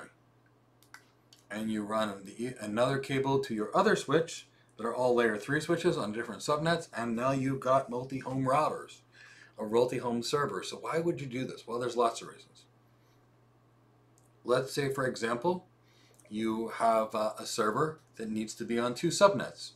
You can do this, and that way it's always attached to 2 subnets, so you don't have to route them, you have direct connections. Why else might want you to do this? Well, if this one goes away, and this thing goes away, you're still connected on another subnet. So now let's talk about the absolute worst and stupidest idea I have seen in 30 years of networking and security work, and that's called the Bastion host, because that's an example of this. This is the worst thing, one of the worst things I've seen in decades. I wouldn't use it for anything unless I desired to get hacked. I don't like getting hacked, so you'll never see me ever, ever, ever, ever recommend a Bastion host in my entire life. So let's talk about this ridiculous security thing that they talk about in all these certifications exams. Let's say you've got a server that you're going to put on the public internet. Now, generally speaking, it's recommended you disable SSH on your main servers because SSH is a security vulnerability, and remote desktop protocol is even worse. But let's just pretend we're going to use this.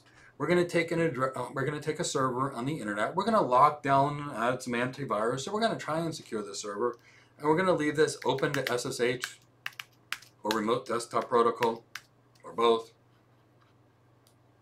We're going to put 2 network cards on this. We're going to have the network card that connects to the internet.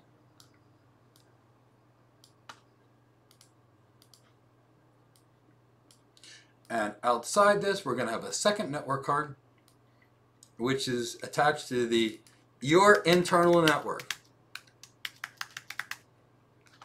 And we're going to run a cable over here. So the way you would manage these servers in this horrible, horrible, horrible idea for Bastion host is you would go through the public internet to this one device, you would authenticate yourself to this one device, and then you would jump into the internal network, all behind your firewalls. So you want to go configure your web server, you connect to something on the internet that's basically completely insecure, not behind firewalls, not behind anything, and then from there you immediately go inside your internal network. So now you inside your network and you can configure your servers. You can go in there and, for example, you can run ifconfig commands on your thing. You can set up, you can look for your, you go to the /logs and look in your logs. You can do everything as if you were locally attached to the machine. You SSH into this box in the middle of the internet, and then you bypass all your firewalls and go inside your internal network.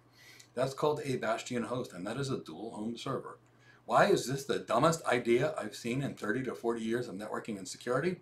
You just bypassed all your security options in order to use this. So the only time in life you would ever use something so dangerous as a bastion host would be if you needed a means to connect to your network and you didn't design your systems right. So don't use bastion hosts, but bastion hosts are a way to basically have a dual home system. Now let's look at instead how the intelligent high security way to manage your systems. Well, instead of having your systems on the public internet, do the following. Here's you and your organization. Let's call this premise. Let's call this the cloud.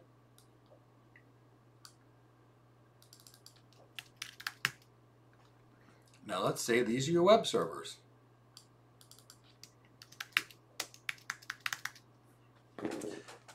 Instead of opening up these web servers with bastion hosts and bypassing your firewalls and all these other dangerous things, all you really need to do is create an IPsec tunnel or a VPN or a direct connection.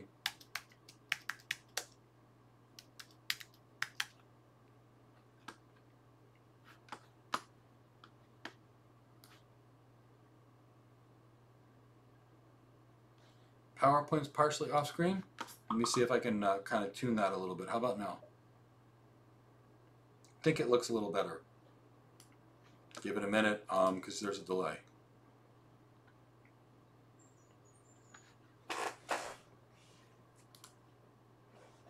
That sounds like something I gotta go check with. It is not, nothing to worry about. Sorry, I'm trying to, now that I don't have my wife to answer the door, I'm trying to figure out how to get certain things. Okay, so it's back where you guys can see it. Apologies for moving the PowerPoint. So now that we're over here and you guys can see what we're doing, if we have our office and we create a VPN, which is nothing more than an IPsec tunnel over the internet, now we've got secure, highly encrypted data. It doesn't have the security weaknesses of SSH. We are now going from our data center directly into the cloud in a completely secure manner. And once we're in the cloud, we can now manage our systems. This is the way you manage your systems. You do not set up bastion hosts, because now you are in your network, directly to your network over some things. What does IPsec provide, which is so awesome? It provides the following benefit. First and foremost, you can determine your endpoints. There is no man-in-the-middle attack with IPsec. If I am going to send an encrypted message to Alonzo, initially we established that I can verify his endpoints. I know Alonzo is Alonzo. I know that Alonzo is Alonzo and not Jeannie somewhere between me and Alonzo pretending to be Alonzo. Jeannie is awesome. Jeannie would never do that. She's not a man-in-the-middle attacker. But I'm just saying, I'm talking to my friend Alonzo in another location. There's nothing to preclude someone like Jeannie to pretend being Alonzo if I'm not using this kind of IPsec. So IPsec makes sure that the sender and the receiver are who they say they are. Then all data is encrypted. Guess what? All data is also run through a hashing algorithm. By running through the hashing algorithm, guess what I know? I know that the data has not been changed. Imagine this. There's a drug I prescribe very commonly called Catapres. It's an alpha-adrenergic blocker. I typically prescribe 0.1 micrograms, and it will drop someone's blood pressure like a stone. I use it if someone's in a hypertensive crisis. Now, if I prescribe 0.1, and it gets sent on the wire and it gets changed to 1 milligram instead of 0.1 micrograms, someone will die. So that hashing algorithm is so important. That hashing algorithm will let me know if anything's changed along the way. So it is really important to understand these things. So IPsec provides endpoint notification, message integrity checks, and guess what? The concept of the sequencing of messages provides for something called non-repudiation. If I send Alonzo something, I can't say that I didn't send it. He's got proof that I sent it. So these are things by IPsec. IPsec provides a really secure environment. So I want to make sure that makes sense. Does that make sense to everybody? Why we use IPsec, or why we use a direct connection? Why we would never use the concept of something without firewalls to secure our environment? Does that make sense?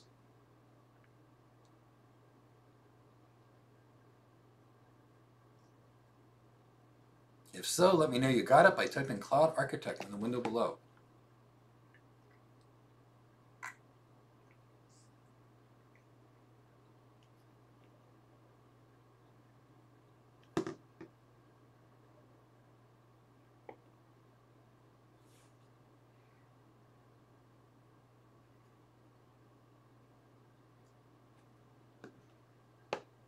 I see from Jason that you got it.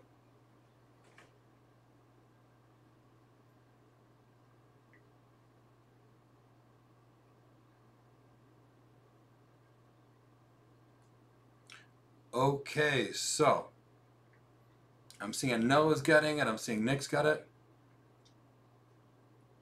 Okay, so IPsec is a really rich protocol of security suites. SSL is something else. Now, I'm going to tell you 25 years ago, we did make some SSL VPNs.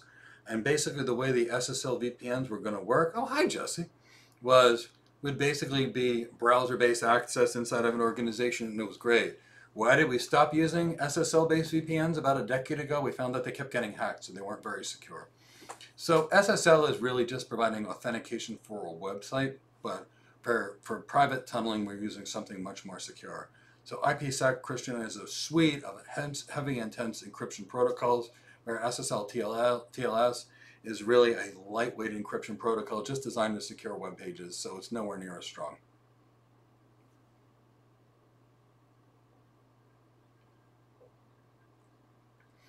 Can a next generation IDS, IPS, which is part of the firewall, decrypt hash traffic?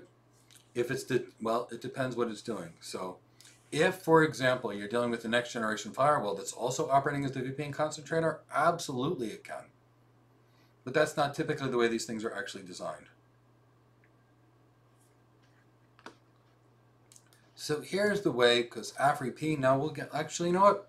Let's talk about VPN architectures, because you brought a really great question. So typically, here's how you would set up a strong, secure VPN. So let's say this. Let's at the top, we're going to put our internet access. Let's go say we've got the internet on the left. Now, right behind the internet, we're going to have a firewall. Now, the firewall is a really intelligent device. Now, I'm giving you AfriP, the deep enterprise one. So what you'd be doing here, for example, is you would enable on the firewall, let's just say here's your network.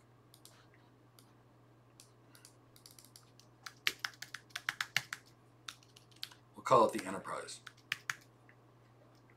So the firewall will literally block all external traffic coming into the enterprise. That's what firewalls are for. Basically like a big wall around a castle that doesn't keep people in, doesn't let anybody in. That's what firewalls do. Now there's two ways to set up your VPNs. Your firewall can terminate your VPNs. For example, in my home, I use my firewall as my VPN concentrator. Why? I only have about 500 VPNs coming into my house. It's no big deal. But now let's pretend I'm big, and instead of having about 500 people VPN in my house, I've got 500,000 people. My little firewall is not going to cover it. So what I typically do, I typically stick this big box. And this big box is called the VPN concentrator.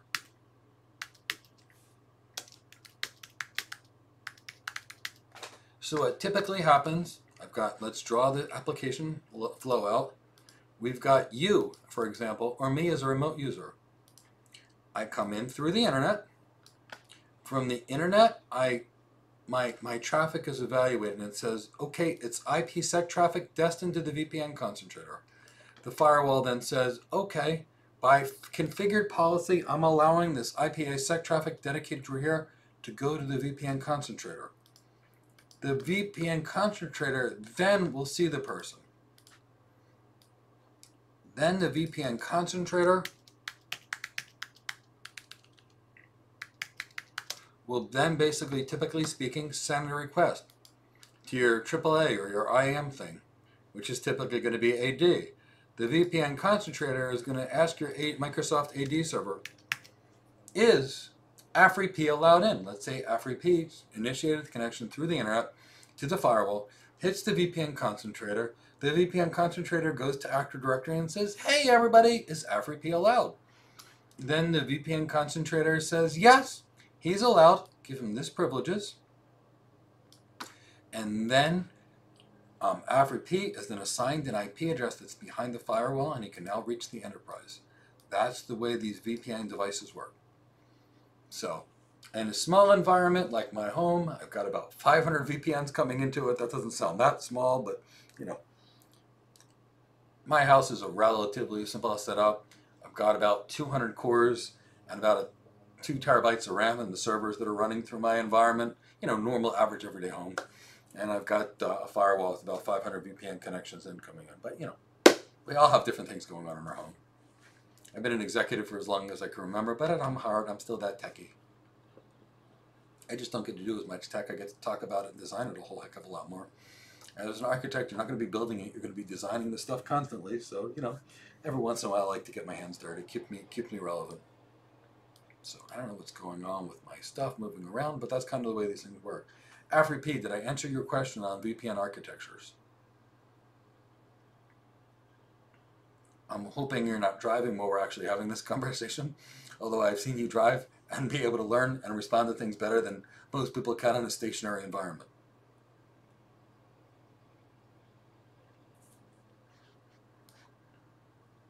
Okay, so does everybody understand that so far? Let me know if you got it with Cloud Architect. AfriP, good, you got it.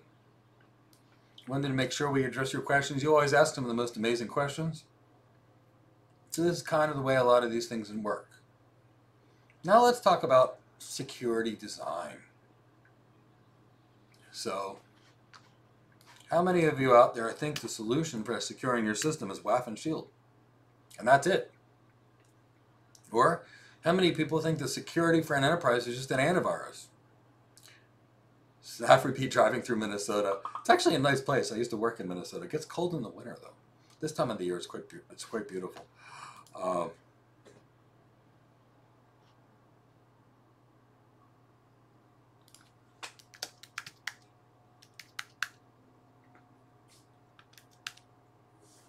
So, let me just figure out the next topic that we're going to talk about. Maybe it's security architectures. My team is kind of monitoring the audience, so let's talk about it.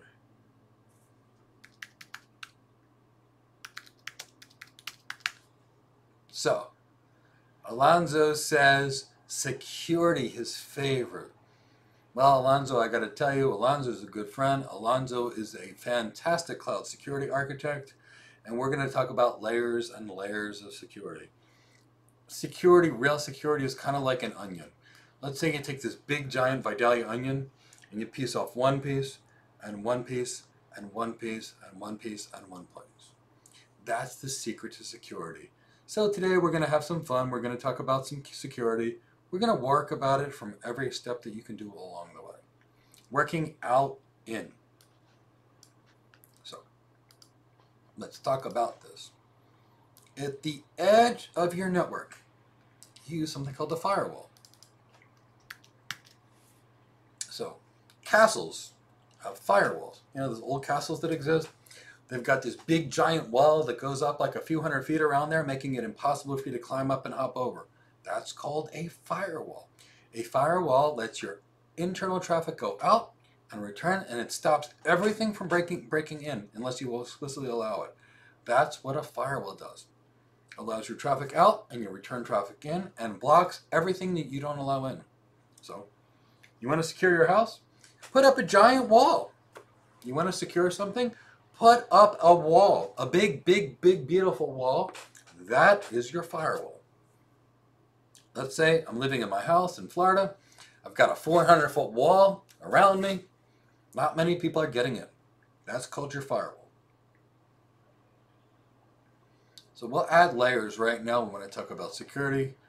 After this, we'll add other options like DDoS protections. We'll add other filters and things. But let's talk about protecting from the edge first. So, behind the firewall. Now let's look at it. Because DDoS is totally different. DDoS is going to require about 15 additional steps. So that's why I want to separate it out. So let's look at this again. So we start with the firewall. Now, let's say I want a really secure house. So I've got this 400-foot wall. What happens if there is some really scary bad guy that can climb over that 400-foot wall and get to my house? Am I protected? No. So now I've got two options. I've got an intrusion detection system, which is an alarm that calls the police. Does anybody think that's going to stop a crime? No, of course it's not. It's going to let me know that they're there and it's going to call the police. And the bad guy broke into my house. The police will arrive on average 7 minutes later. I'm already dead, and the police can take a report. Call the morgue and take me to the coroner's office. Not that police aren't great. They are wonderful people. I was a paramedic for 7 years. By the time someone dials 911, to the time they can actually speak to the dispatcher, by the time the dispatcher dispatches us, by the time we show up, get our gear, it's approximately 7 minutes on average. So, if somebody bypasses the firewall, and I have an IDS system, which is a burglar alarm, the people killed me and I'm dead, and the police can take a report and call the morgue. Now, that would happen in an enterprise that only has a firewall and an intrusion detection system. Guess what? You've been hacked. Now, there's this concept of an intrusion prevention system. IDS, IPS. So let's say we do this. Now, let's say we're creating an ultimate security. I've got this 500-foot wall around my building, my house. And let's say I'm really concerned about security. So I hire, and I'm really rich, I hire a six-man SEAL team to go protect me. They're my intrusion prevention people. So now this 400-foot wall, some bad guy gets over it. I've got 6 Navy SEALs with machine guns. The Navy SEALs deal with my threat. That's called my intrusion prevention system. Firewall keeps bad guys out. Intrusion prevention system keeps them there. Now, if intrusion detection system was there, it would call the police, and 7 minutes later they'd be there, and I'd already be dead. Having 6 Navy SEALs guarding my house, the threat comes in, they see the Navy SEALs either escort them out of the building politely, or they shoot them, and I am safe. Either case, my enterprise is safe. So that's what the IDS IPS system is. Now, is it really enough? No, not even close. We haven't even scratched the surface of security. Because no matter how good your forces are, now let's say I have those 6 Navy SEALs, but let's say 50 commandos were the ones that breached and my Navy SEALs ran out of ammo. Their body armor wasn't good enough, or they just had a bad day. I've still got threats inside of my enterprise. That's no good. So firewall first, IDS, IPS system. Now, what else do we do?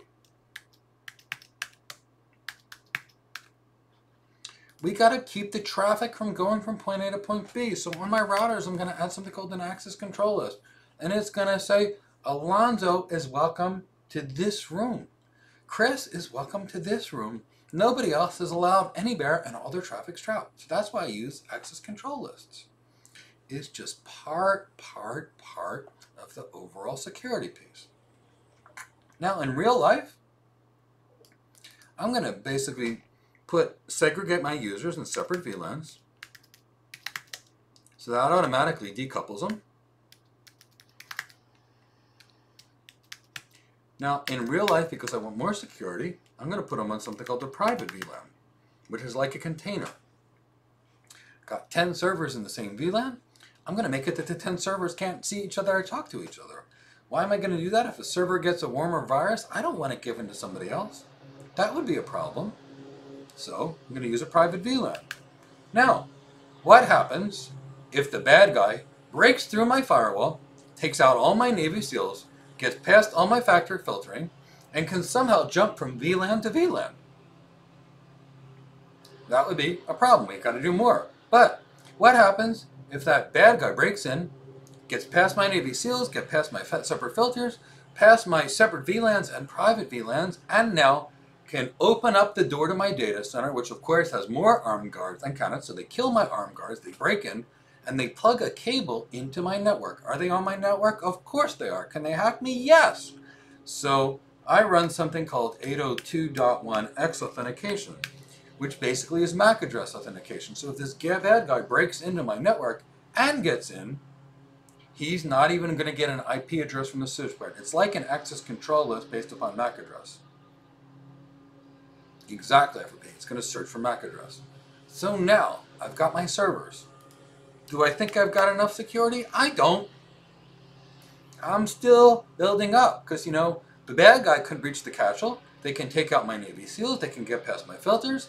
They can get past the security guards in my data center. They can breach that. And now they can even somehow fake their MAC address. Now, guess what? I got to keep them out of my servers. So what's my next layer of protection? I'm going to run a host-based firewall. This is like my last line of defense. Now, mind you, all this stuff comes long before IAM. So I'm going to run a host-based firewall. I'm going to run some antivirus or anti-malware protection. I'm going to disable all the services. You know, when you do like a netstat on your computer, or you do a top on your Linux machine, and you see all the ports, or you see all the things that it's listening on, disable everything that you don't need. Now we got something even more. So now we're in a position where we've got some serious security. Let me lock that down. It sounds like we're in landscaper land. I'm trying to see if I can mute the sound a little bit. That should make it a little bit better. Of course, I knocked my chair over along the way. This is the... Okay, so now we've got that. So, now we've taken care of some of that noise. We've got our systems, they're set up and they're running. Life is good. So now what? Do we think that's enough? No. Now, what if somebody broke into our server environment and stole our hard drives? We probably should run some encryption. And, you know, we've got to authenticate users. So we probably should run some IAM or Microsoft AD. Thanks, Jesse. Yeah, it's weird. There's like 1,000,001 landscapers. They already did my yard this morning, did my neighbor's yard this morning. They just keep coming, grinding grass in Florida. Today's like only 93, so it's kind of cool today, so people are doing what they can. So, firewall, IDS, access control lists, separate VLANs, host-based firewalls, encryption, Active Directory.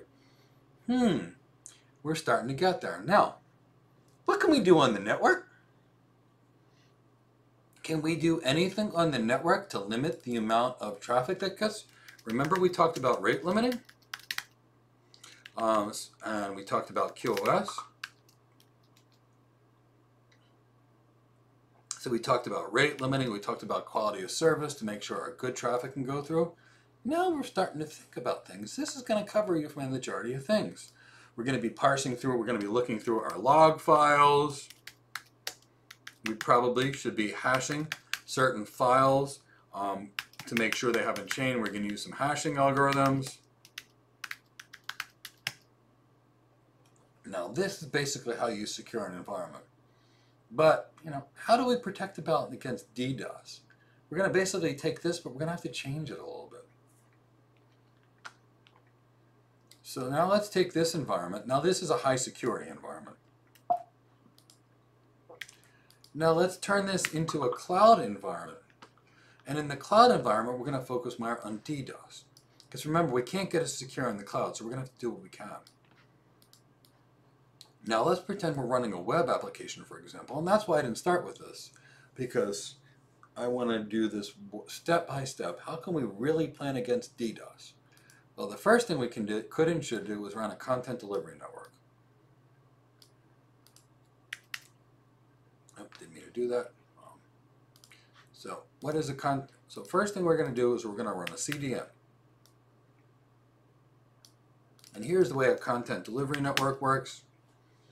Basically, we connect to this content delivery network, and the content delivery network will cache our stuff at remote locations. The content delivery networks will terminate the SSL connections for the web servers. the content delivery network will only forward legitimate requests to our servers. So by running the content delivery network, if anybody requests the same information, it doesn't hit our servers. And only legitimate requests go to our servers. Only legitimate requests. So by blocking all non-legitimate requests, guess what? Only the stuff that's supposed to gets through, which basically means it will automatically thwart probably 30% of your DDoS attacks just by not forwarding things there. And because the content delivery network offloads the work for common things on your servers, it's going to enable your servers to scale better. Now, what if on our content delivery network, whether it be Cloudflare or Akamai, we actually put some kind of, for example, DDoS protection service, like Cloudflare's got a good one, Akamai's got a good one. So let's just swap it out right now. Let's just pretend we're on AWS. I don't care if we're on AWS, I don't care if we're on Azure, it's all the same. So let's say we want to use a content delivery network with AWS. We'll call it CloudFront. If we use the AWS content delivery network, now what are we going to do? Well, we need something serious. So let's say we use AWS DDoS protection. We'll use Shield Advanced. And that's going to thwart a lot of these things. Of course, Google's got their own. Everybody's got their own. It doesn't matter. Azure calls it Azure DDoS. Now, let's say we're on the cloud. We need an enterprise-grade firewall. We want high security. What do we do? Well, we're using Shield for DDoS. Could we use WAF? Possibly. If we've got very small security requirements or regular enterprise, we can use that AWS WAF service. It's great. Now, I hired Navy SEALs. I have 400-foot walls around me. Do you think I'm using WAF and Shield? Of course I'm not. I'm using something more robust. So I'm going to go to the marketplace and I'm going to get a robust enterprise-grade firewall. Say a Palo Alto system. They're really good. Cisco's ones are great. Meraki's are great. Checkpoint are great. But let's just say Palo Alto. Now, these new next-generation firewalls, which are really good, have IDS, IPS systems in it. But let's just say we want to get specialized and separate them out. We can. Marketplace. Now we're on AWS. Where can we create an access control list on AWS? Well, they call it a network ACL, so let's just swap it over. Now we're going to have to tweak this in the cloud because we can't get as good security in the cloud. But we can do some other stuff for DDoS, which is better on the cloud than the data center. So let's talk about that next. So we're getting our Palo Alto things from the marketplace. We've got our network ACLs. Now, can we do any QoS? No. Any rate limiting? No. Any cool stuff? No. All that stuff is gone. The cloud provider doesn't let you do it. So all this great layer 2 security is gone in the cloud. We're done. We don't have these options. So that's why we can't get as secure in the cloud. We lose a lot of control. Is it worth it? Yes. And in most cases, it still makes sense to go to the cloud. Just understand as architects the architectural trade-off. Data center, higher security. Data center, higher performance. Data center, more control. Data center, higher costs. Data center, much more complicated management. So good and bad with everything. I'm not here to say which is better. To me, it's a case-by-case basis. 80% of stuff is better in the cloud. 5% of the stuff could never go to the cloud. And that 15% is probably a trade-off. But you got to know what makes sense for the thing. That's why you're the architect, not an implementation engineer who's configuring. It's that decision-making they're paying for you. If you're not going to configure, you've got to have the wisdom, the judgment, and the knowledge to help those customers meet their things. So now, what thing can we do? We can use something called the security group, which is realistically speaking a host-based firewall. But we're not going to count on that being enough. We're going to use that to protect traffic coming into our systems. We're still going to run a host-based firewall. We're still going to run anti-malware. And we're still going to disable unnecessary services. Now in the cloud, we're still going to enable encryption. Now, what can we do to protect ourselves from DDoS in the cloud, which is hugely advantageous? We've got auto-scaling. So people never understand auto-scaling and how it actually can thwart DDoS attacks. And I want you guys to get it because this is so cool. This is one of the best cloud security features you'll ever see in your life. And I absolutely love that. So let's look at it this way. Let's say you've got this humble web server. And the web server can handle 5,000 requests per second. Let's say you've got these bad guys, your DDoS people. DDoS. Let's put them in another color. Let's make them look really mean because they're mean. That looks like a mean color. Okay, we'll pick red. These are your DDoS, your bad people. This thing can handle 5,000 requests a second, and your DDoS system is sending 50,000 requests per second. Now, can a server that has the ability to do 5,000 requests per second handle, and Raj, I'm happy to do any architecture you want. If you let me know more, we'll do it next. And now let's say you've got DDoS coming in at 50,000 requests per second. And guess what? Your web server's CPU is 100%. Your web server is not serving anything other than this evil DDoS guy. Okay, so now we've done our evil DDoS. Everybody's mean and angry. It's attacking our 5,000 our switches that can handle 5,000. Now let's pretend this thing has auto-scaling. Now instead of 1 at 5,000, we now have 20 of these things at 5,000 because auto-scaling grew up. 20. So we now have 20 servers that each can do 5,000 requests because we auto-scaled up. Now we're capable of taking in 100,000 web requests per second. And these evildoer DDoS people are sending us 50,000. Are we up and operational? We can handle 100. We're normally getting 5, and now the DDoS is giving us 50. So we're running at 55 with a capability of 100,000. Did auto-scaling just solve DDoS for us? Is auto-scaling maybe the secret weapon that makes the cloud good for security? That level of auto-scaling is the absolute best feature in my mind of the cloud. Whether it's talking about agility because it enables you to buy what you need on average and then scale up or out as needed as opposed to buying what you need for the peak day of the year. That auto-scaling by scaling up to meet the needs of your attackers, you can grow faster than your attackers can grow. Wow, isn't that cool? So, look at it this way. Auto-scaling can really help you thwart DDoS attacks. So nobody's going to talk about auto-scaling being a security protocol, but guess what? It can be. So the better of an architect you are, the better you understand all of these problems, the easier that it will be to use creative solutions to solve things. There was this kid Mitchell I trained. I found him when he was 14 years old. I trained him until he was about 18, 19, 21, 22 when he got out of college. He got his first tech job at a big company. He then was one of my most successful graduates ever. Had a brilliant career at Cisco and now is working in a security firm. Brilliant, brilliant career. And you know what? I was happy. He and I went for a ride in the car. He was working with a type of router that had an extreme limitation. And he said to me, Mike, in BGP, if I do this, which followed by this, followed by this, followed by this, followed by this, followed by this, followed by this, followed by this, followed by this, will it work? And I'm in the car. He's describing this to me. And, you know, I'm 40 at the time. And he's like 22. So his brain's working a little faster. Of course, I've got wisdom where he's got, speed. And I'm thinking like this, to this, to this, to this, to this, to this, to this, to this, to this. And the first thing I did is said, oh my God, Mitchell, you're a genius. And then after I did that, I'm like, I'm buying dinner. We put into the car. I congratulated him. I said, okay, Mitchell, guess what?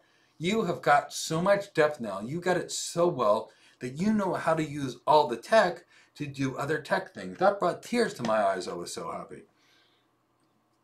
Because the student equaled the teacher, and that's my goal. I want all my students to be 10 times better than me. If I do my job as a coach and an instructor, my students should all be better than me. And when I saw that, I was in awe. So why am I teaching the idiosyncrasies of these protocols? Because no one's going to use auto-scaling for DDoS, but you should. You absolutely should. So realistically speaking, I have to repeat, if you're running a good firewall like we're talking about, and you're going to the marketplace and getting these enterprise-grade firewalls, the first thing that's going to happen is first, Shield's probably going to notify you. But if not, your firewall is going to notice what's going on. It's going to notice an inordinate pattern of behaviors. Your firewall and IDS and IPS systems are going to do the following. They're kind of come up with new access list on demand. They're basically going to reset TCP connections. Your firewalls are going to shut this stuff down most of the time. Then it'll be blocked by your network ACLs, blocked by your host-based firewalls, your antivirus, anti-malware. 90% of that stuff is going to be completely blocked by all those things.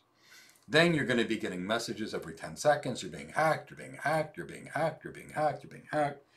You're going to all be there, and you're going to be fixing it fast. You're going to know very quickly.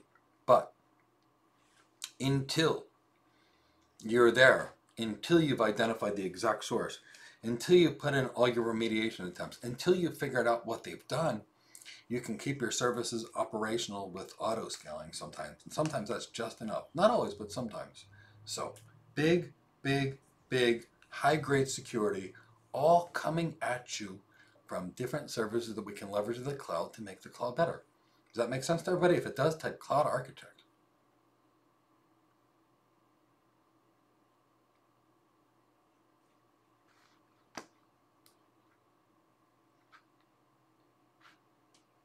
So I know you're there. Also, my team has informed me I should ask you, if you're enjoying this content, please leave a like, subscribe, and hit the bell so you'll be informed of new content. We are going to be having a new large amount of content coming your way, lots of free training. My Blackmagic 6K camera just showed up today. My Blackmagic video encoder showed up. My specialty lenses, specialty audio gear, specialty lighting, the goofy green screen that we're trying to figure out how to get set up and all these things. So lots of cool stuff are coming.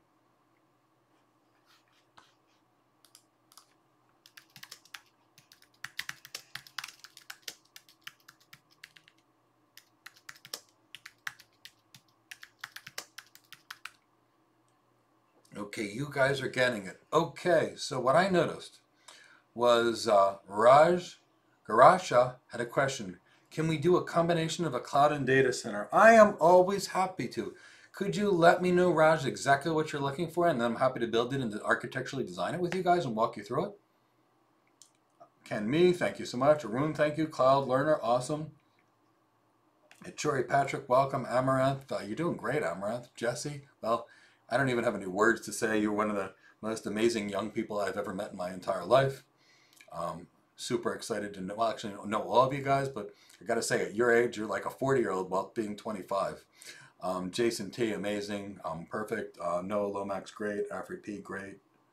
Jeannie, I think you're there. So all good and exciting. So Raj Garacha, if you tell me exactly what you want, I'll do it.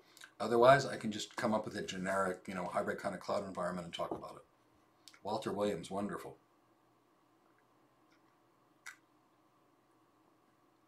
So we can talk about a hybrid cloud or a hybrid cloud multi-cloud environment, which is kind of one of my favorites. So if you let me know what you're looking for, great. Otherwise, I will tell you and architect out what I believe is the future of cloud for most people.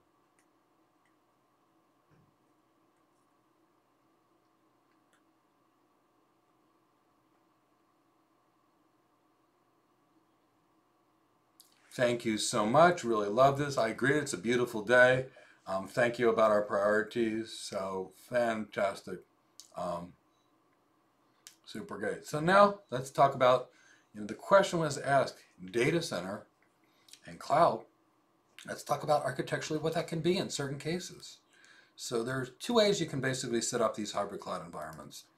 I'm going to show you the old way, and I'm going to show you the new, more modern, getting increasingly common way every day. So let's first show you the old way. Okay. Raj, you said share my model of choice. I'm going to show you my model of choice, which is the new way. So first, let's say we've got a data center.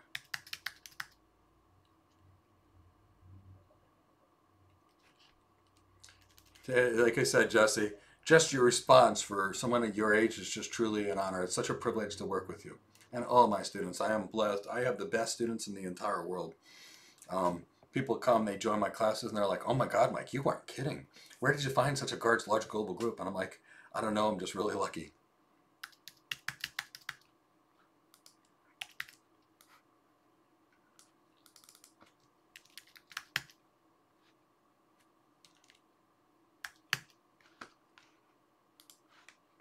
So typically speaking, this is the way your normal environment will be. You'll have a direct connection or a private link, and then what you'll have is you'll basically speaking,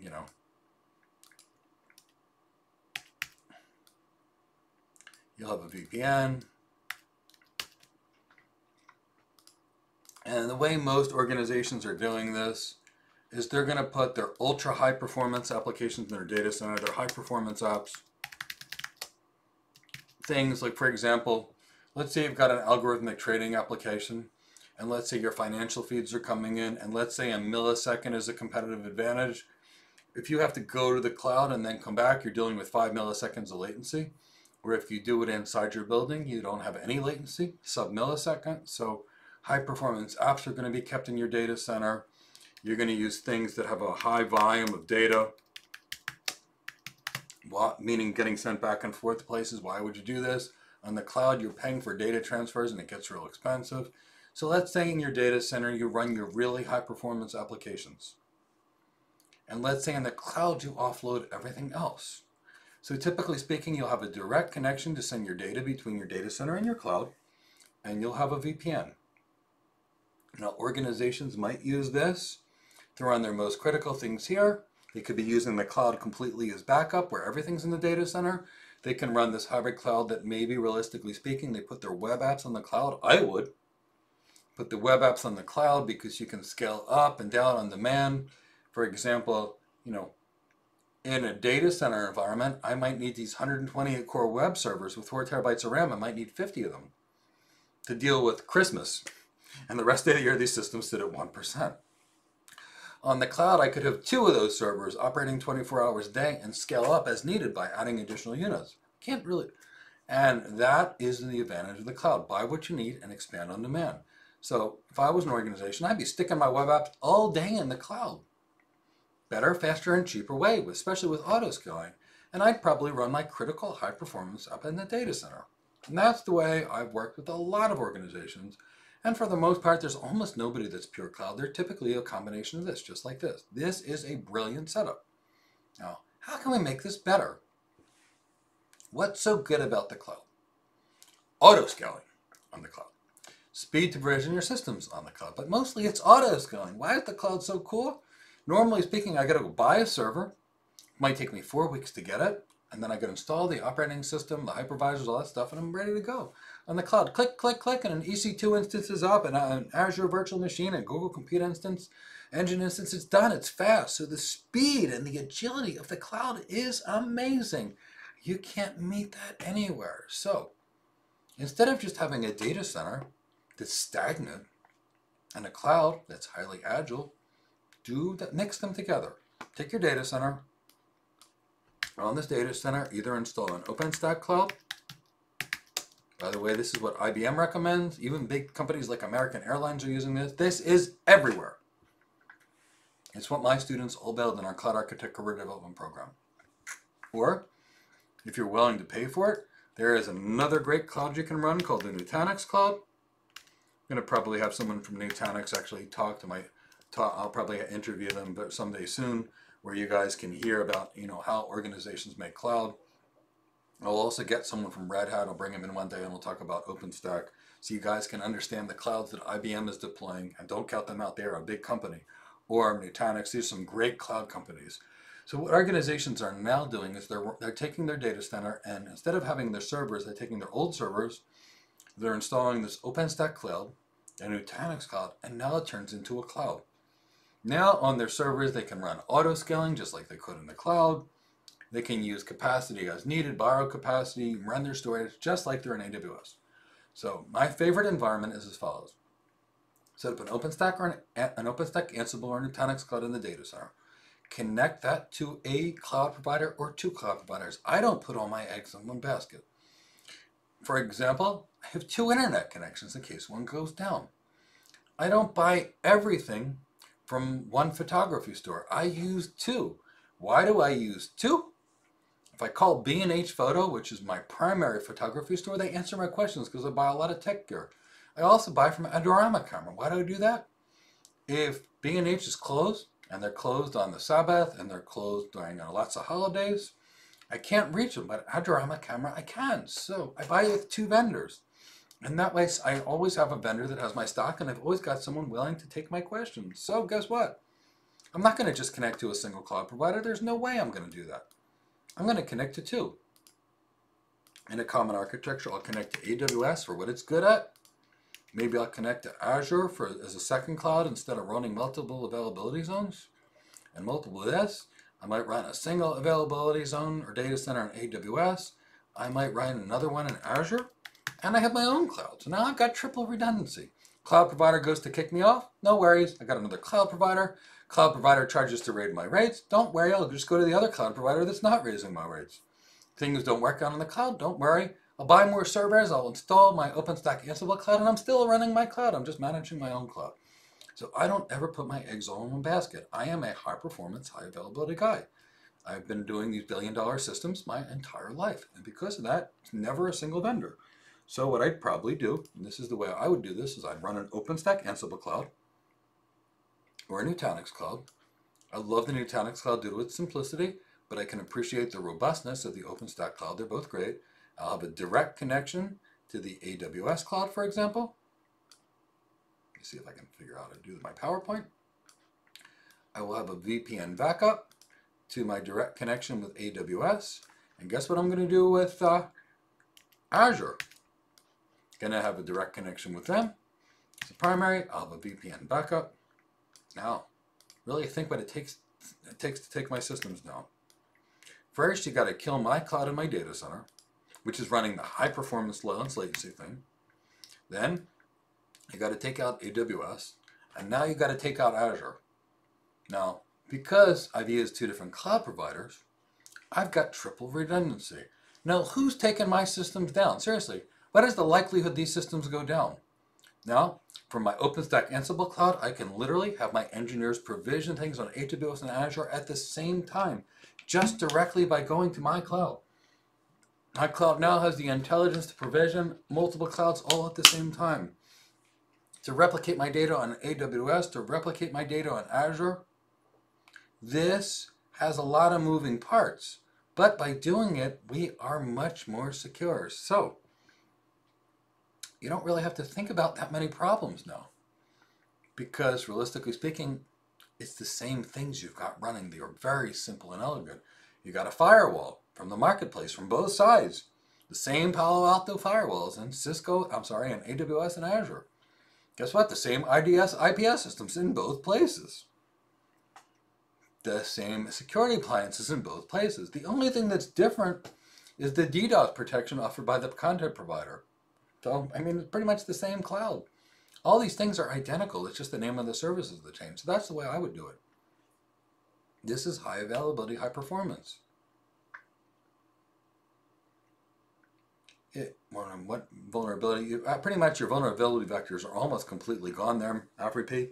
And the reason they're almost exclusively gone is as follows. You're using multiple people, and your connections are all over your direct connections to your VPNs. And as long as you're using your maximum security protocols inherent everywhere, you've lost nothing. So no more attack vectors at all, actually speaking, just the same.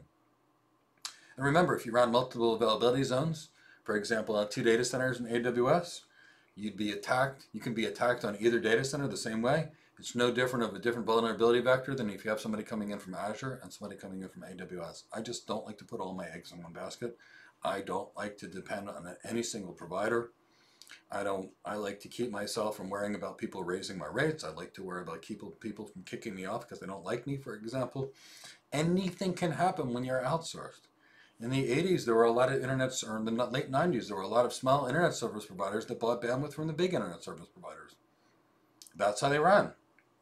One day, the big internet service providers said, sorry, internet service providers, we now own your customers and your data. And they did. And the small internet service providers all went out of business. So, are all these cloud providers bad? No, they're great organizations. Wonderful, wonderful, wonderful. But I just build availability and redundancy into everything. 1 is none, 2 is 1, and 3 is better than 2.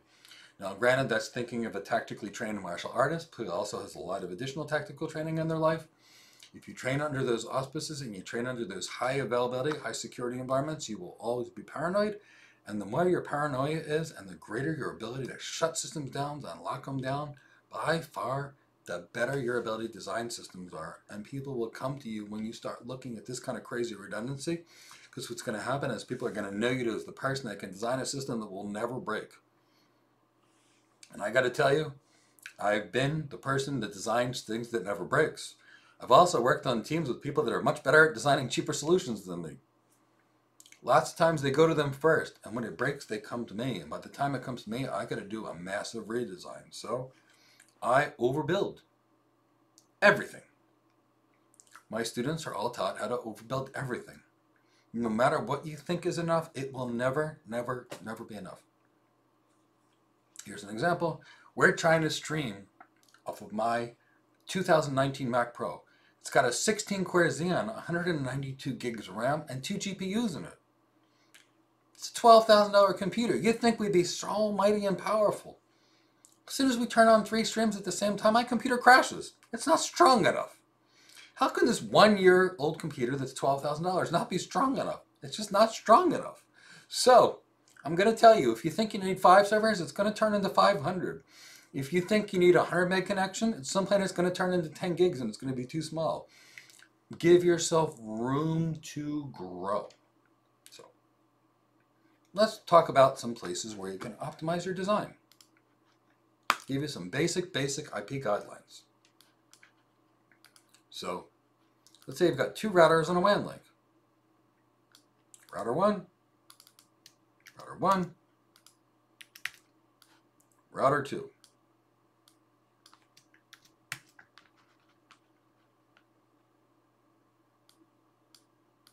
Here's my fancy link between these companies.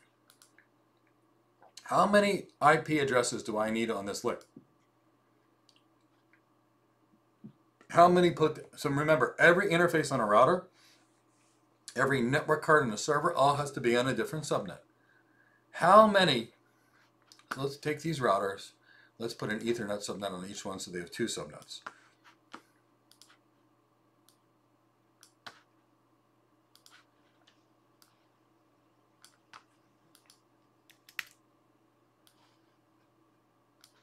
How many IP addresses are needed on this WAN link between router 1 and router 2? Please type it in the comment section.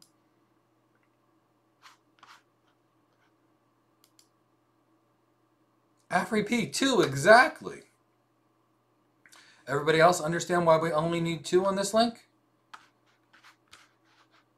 1 for this one.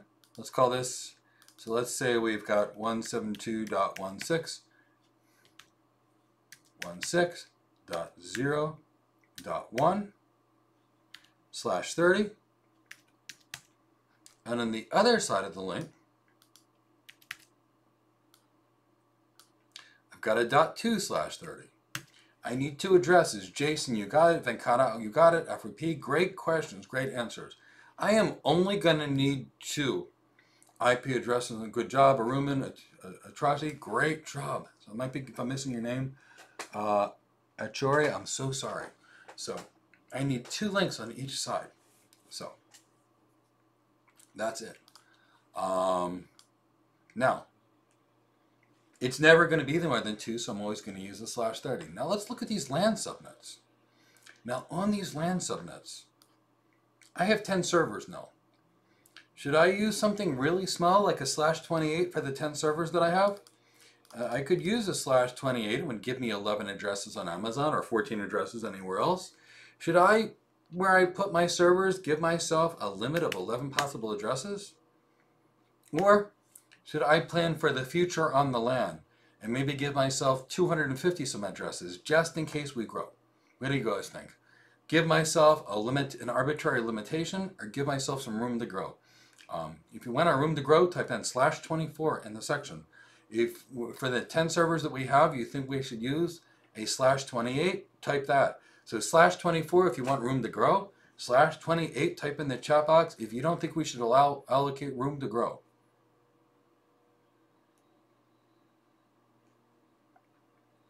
FRP, the /24. Guess what? If you think a gig of RAM is enough, it's going to be 16 gigs of RAM. If you think 16 gigs will work, you're going to need 32. When you think 128 gigs of RAM is going to work, you're going to need 256. I promise you, you're always going to need more than you think, more than your engineers have calculated. Give yourself some room. Room.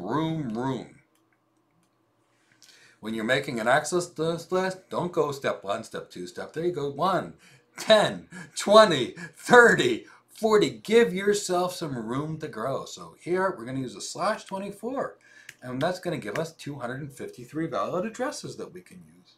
So when it comes to this stuff, overbuild, overdesign, plan for the worst, and when it's the best, you're going to be really excited. Room to grow. If you think your server will run on 4 cores, test it. If it runs on 10% of 4 cores, leave it there. If it's 80% on 4 cores, just testing it, give it 8 cores. Don't leave yourself a position where you're going to get in trouble. Room to grow. Scalability. Don't run anything. So now it comes to architectural designs. Project planning. As architects, you're going to be building big architectures. And you know what's going to happen? You think you can do it in 2 months. Now, in project management, we like to say, deliver things on time and on budget. And if you talk to a project manager, you know what they're going to say? There's no such thing as on time and on budget. Well, guess what? There is. Assume that your plan is not enough. Give yourself some room to grow in your plan. Give yourself some headroom in the architecture. Allow for things to not be optimal, because they're never going to be optimal. And that way, when things work as designed, they're going to work perfectly. Now, design it with room to grow. Now, let's assume after the design is working and everything is perfect and smooth, and you're like, okay, these systems are underutilized. Shrink them down. But don't in the architecture underestimate it, because 2 things are going to happen. It's either not going to work and you're going to have a miserable client. It's not going to work and you destroy your name as an architect. Or it's going to work partially, not work well, and the customer will hate you and you'll never be trusted again. So give yourself some room to grow. I know they don't talk about this in certification training materials. I know they talk about this as better, faster, and cheaper. All this is great. Give yourself room to grow. Could you imagine having a car that can go 65 miles an hour on a 65 mile an hour highway? You'd say, why don't I need more than that? What if someone's coming at you and you need to speed up to not get hit in an accident? Give yourself room to grow. Everything you do, give yourself a time. You want to show up for a meeting? Show up early. You want to design something? Give yourself some time. Right, you know, the funny thing is, I've never really had clients complain about cost except for one. And it's really funny. The only client that ever complained about cost was a bank that had unlimited money. And you know, it's really hilarious. It was about 20 years ago. I was working for a big bank. The big bank had this guy Malesh, and he was the cheapest guy I'd ever met. And they had an outage every day. And I said to Malesh, I said, here's the design. This is going to fix it. Malesh is like, that's $3 million for those couple of routers and switches. And I said, I was early. I was young. This is before I was dealing with big stuff. I said, sure it is. And it's going to cost you $3 million. And you know what? I'd rather you do the $5 million design. And he's like, that's a lot of money to fix this. I said, what's a minute of downtime cost? And he says, $500,000. I said, how many minutes of downtime did you have last month? And he's like, 3 hours. I'm like, okay, that's $150 million of lost earnings. And you're angry at my $3 million network design? And so we didn't do it. So I went back off to do my own thing, and then they had a big outage one day, and they're like, okay, Mike, you got your budget. So I was young then. I didn't know how to communicate well. I didn't know how to do ROI modeling. I was not used to being at the CEO level or the CIO level or the CTO level. So when I presented to the CIO and the CTO, and I told them my plan, they're like, lots of money, I don't see it. Then I got older, and I'm like, okay, Mr. Customer, I know your plan design was $800 million. And with it, it's going to work for the next 2 years. By adding this stuff, yes, I know it gets it to $1 billion, but it's going to enable this to scale. It's going to enable you to increase your revenue by XYZ percentage. It's going to improve your customer intimacy, which is going to do this. I can go with your design, but I don't think it's going to work optimally for you. Or we can add these things. And by adding these things, your sales will go up 10%. This will happen. This will happen. Here's the case studies with other customers we've done similar things for. Budget's not a problem anymore. Budget is never a problem if your business acumen is good. If you can show that your design will solve a customer problem and that your design costs less than the value of the return you give for them, that is when you're an architect. That's why I say certification is only 10% of the process. You've got to do that. And thank you, Arun. You've got to learn the ROI modeling. You've got to learn these sales skills. You've got to have this executive presence. You've got to have the emotional intelligence. That's why architects are hybrid business executives and technical professionals. If you're just a technical professional, you can't be an architect. You can be a great engineer, but not an architect. And if you're exclusively a sales rep, you're probably better working as an architect than a pure technology professional. But guess what? If you can't design it, nobody's going to want it anyway. So you've got to have that business level skill, and you've got to have that technical skill. 50-50 as the architect. Very different than engineering roles. So Ryan, I don't really have customers complain about cost because I know how to do the right ROI modeling. I know how to evaluate their problems and I know how to solve them. And if I give someone a solution and it makes their business better, then it's something they purchase. Now, there's a difference between an expense. And for example, I'm a pretty simple guy. Someone comes over to my house, I will buy them the best food, the best steak, lobsters, wine, whatever they like, because I like to take good care of people. Now, if it's me, personally, I'm the most basic guy in the world. I wear a t-shirt and shorts 24 hours a day, 7 days a week if I have the opportunity. That's who I am. When I go on a client meeting, I put on a suit because it's appropriate. But you're not going to see me do that. I'm going to be me in my life. No. I bought a 6K camera for streaming. 6K video. When I can only stream at 1080p. I mean it when I say I overbuild. I put a $2,000 lens on that streaming camera. When I can only stream in HD. Why did I buy a $2,000 lens? Because I want you guys to have the best experience. Because I know if I buy that $1,000 lens, it's not going to be good enough. So I overbuild. I have a 64-core Threadripper coming in with a 0.5 terabyte of RAM and a couple of Quadro cards. Why? I want the video that I stream to be really good. So I overbuild with my own money too.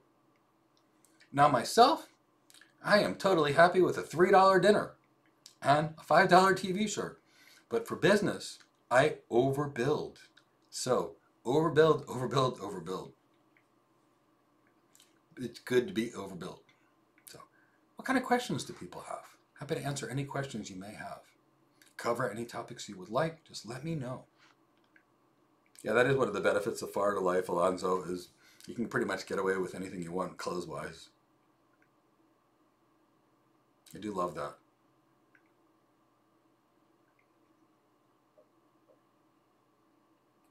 Well, Jesse, I hope YouTube lets me stream at 4K. And actually, I hope they let me stream at 6K. I'll go from gigabit Ethernet to 10 gigabit Ethernet to be able to do it. So if it's available, I'll do it. Today we're just using webcam, so understand our quality is going to get really, really good really fast. Any other questions? We've had lots of fun. If you've had fun, type some Cloud Architects in the window so I know you're here.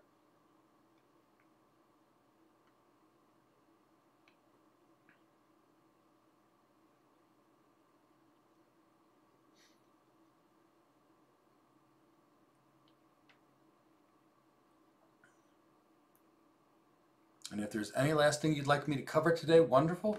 Otherwise, I will close this in a few minutes. Give you guys a chance to ask any questions or leave any messages that you desire. I'll start returning phone calls because lots of people called me during the session, which is totally great. Chris from my team will post a link to our training as well as our phone number. So Venkata, wonderful. Venkata, Jason, Alonzo, I'm going to let you know on Saturday at approximately 10 o'clock Eastern Time, I'm going to have my good friend Imran come. We're going to demonstrate building and playing with some BGP tuning policies. Raj, thank you so much. Amrath, so much. Jesse, thank you so much. Jose Flores, what a cool name, Mr. Flowers. Thank you so much. We work really hard to try and produce good content to help the cloud architect community and the network architect community. I will leave a link if you're not one of our students to our training program, or actually Chris can do it. Actually, for my team, Chris will put a link to our training program. Noah Lomax, thank you so much. I really appreciate it. I love teaching. I am so happy and excited that you're here. Thank you so much. Indra Kumar, thank you so much for the Cloud Architect. Walter Williams, awesome. Thank you so much. Nick Love, I'm so happy you're here. Nick Love is another one of my amazing students. as is Jesse and Amaranth and Jeannie. I think Z actually is as well, as is Arun. So on, what's the word? I'm saying this on Saturday at 10. In the coming weeks, I'm going to bring in one of the best program managers I know, and she's going to talk about building and deploying massive, massive, massive technology projects, the likes that only a few of us have ever built. My friend Andrew will do that very soon. She's coming on. I'm going to have some SDN people coming in. I'm going to have some security people from the industry coming in. Okay, AfriP, can I mention the specifics of a home lab? Absolutely. So, Raj Gursa, so let me do this. So, AfriP, I like people to have a 16-core Xeon server with 128 gigs of RAM and an NVMe drive. AfriP, there are certain servers that I absolutely love. They typically have two E5-2670 V3 CPUs, and they typically all have 128 gigs of RAM. You can get them refurbished from Amazon. AfriP, you're one of our students. I will paste a link to that in the Cloud Architect Career Development thing, and I'll show you the servers that I use in my own personal lab. So I'll list that for you. Raj Garcia, I will tell you about our training program, and you can ask some of my students like Alonzo that are here, and Nick Love, and Jeannie and Arun to give you, AfriP is on there to give you some feedback. So here's the way our program works. On Mondays and Fridays, we have live training for about 3 hours. And it's like this, but it's a lot deeper because they're my students. So live training for 3 hours twice per week. In between classes, our students do the following. Our students basically learn things. They focus presentation skills. They learn about the cloud. They learn about the technology that makes the cloud possible. They design things. They design big architecture. They do this in between classes. So live architecture training twice per week and training during the week. Now, we also have a lab component because we need you guys to be technically strong. We have you VPN to our data center. We have you work with our VMware ESXi servers to learn virtualization. We then have you build Docker containers. After you build the Docker containers, you set up the Linux, Apache, MySQL stack on servers that you have to build from scratch. So you're building it. Then my students in this training program do the following. They build a firewall on Linux. They build a VPN concentrator on Linux. Then my students then set up server message block things for Windows. They set up NFS shares because that's the basis of Linux and Unix file sharing. Then my students set up Microsoft Active Directory to learn IAM. And then my students literally build a cloud. And I'm not joking. I'm building a cloud. Every one of my students builds their own cloud. That OpenStack Ansible cloud that we just talked about, every one of my students does it, because what kind of a cloud architect doesn't know how the cloud works? How do you learn how the cloud works? You build a cloud. So when everybody else is applying for jobs saying, I turned on EC2, you can say, I built a cloud. And then when you list these things on your resume, you have real experience. So our program is realistically speaking at least 250 hours for people that have a tech background. For people that don't have a tech background, we say about 6 to 8 months, because all we care is we get people hired. So tech background, shorter. Obviously, no tech background, it doesn't care. We don't charge more. We just keep you in our program longer. Job's done when you're hired. So, Raj, I hope I answered your question. We've got a 250-hour plus training program. I don't need to work. This is a hobby of mine. I love training people. I love educating people. So we pretty much have this program that covers our cost plus a little bit. Basically equates to about a single day's pay that we actually charge for our 250-hour program that's providing server access, emotional intelligence training, executive presence training, communication skills training, architecture training, interview screening, even negotiation skills training. We use the work of the Harvard Negotiation Project. So that's what goes into our program. If you'd like to work with us, we would love to work with you. Chris from my team will pop a link for a 20% coupon. If you've got any questions, you can feel free to call our office at 973-896-4889. And Raj, if you've got any questions, Nick or Arun or AfriP or Alonzo, any of the, or Pistol Grip Labs can all give you some feedback if you're interested. They're all on the call. You feel free to ask them.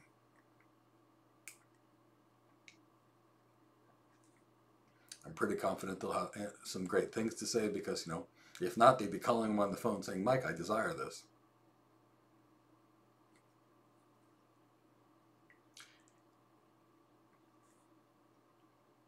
Thank you so much. We do have a unique way that we deliver our training, and we do it intentionally. I've been an architect for over 2 decades now, and since I've actually been an architect, I know what the job is. Since I've helped people get jobs for 20 years now, I know what the job is.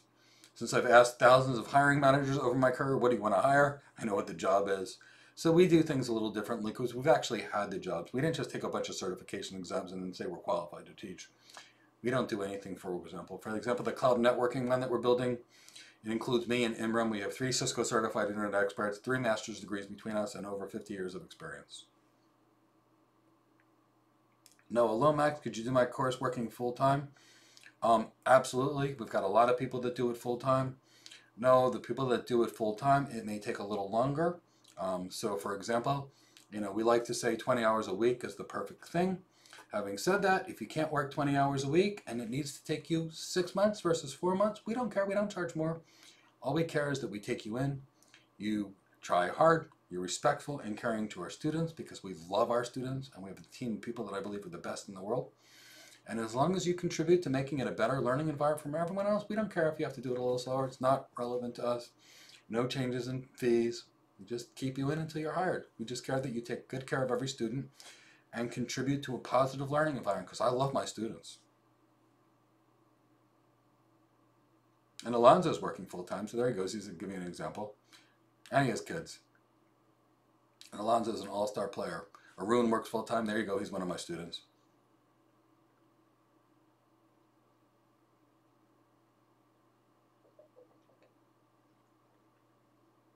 So there you're my students that are actually doing the program. They're doing great.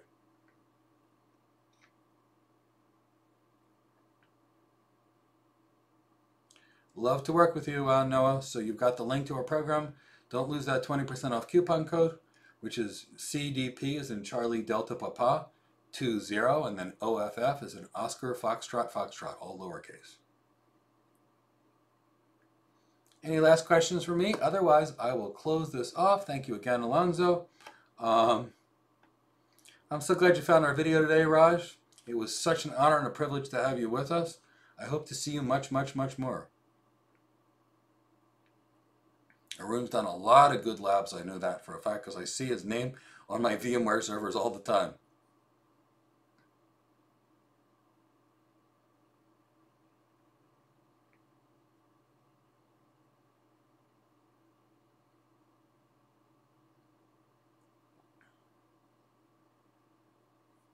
Okay, everyone. I'm going to close this session down. Thank you all. It's been such an honor and a privilege to speak with you. On Saturday, we're going to do more free networking training. Chris, am I doing any more lives this week? If you can tell me in Slack, I'll let everybody know. Otherwise, I think I actually am. I think I'm doing some tomorrow, but I'm not completely sure yet. Thank you, Tori, Patrick, Andre. In any case, I recommend please subscribe and hit the bell and you'll be informed of lots of new stuff. I got a lot more things coming out so far very quickly. So take care, everyone. Have a wonderful night. Take care and have a wonderful night. Thank you all so much. Cloud Architect. Take care, everybody.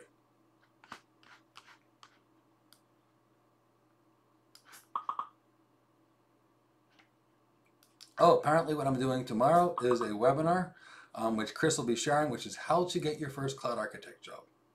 So that's the session, Raj, that I have tomorrow at noon, how to get your first cloud architect job. You can attend via Zoom, which I highly, highly, highly recommend. And if you're on Zoom, you can ask questions live, or we simulcast our Zoom to YouTube.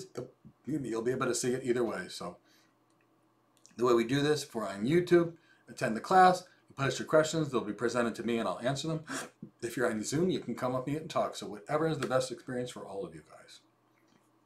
Have a wonderful day, and I will catch up to you all soon. Take care. Take care, everyone.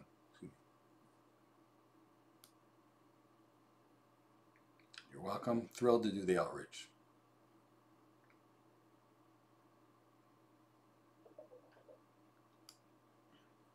Thank you, Cam.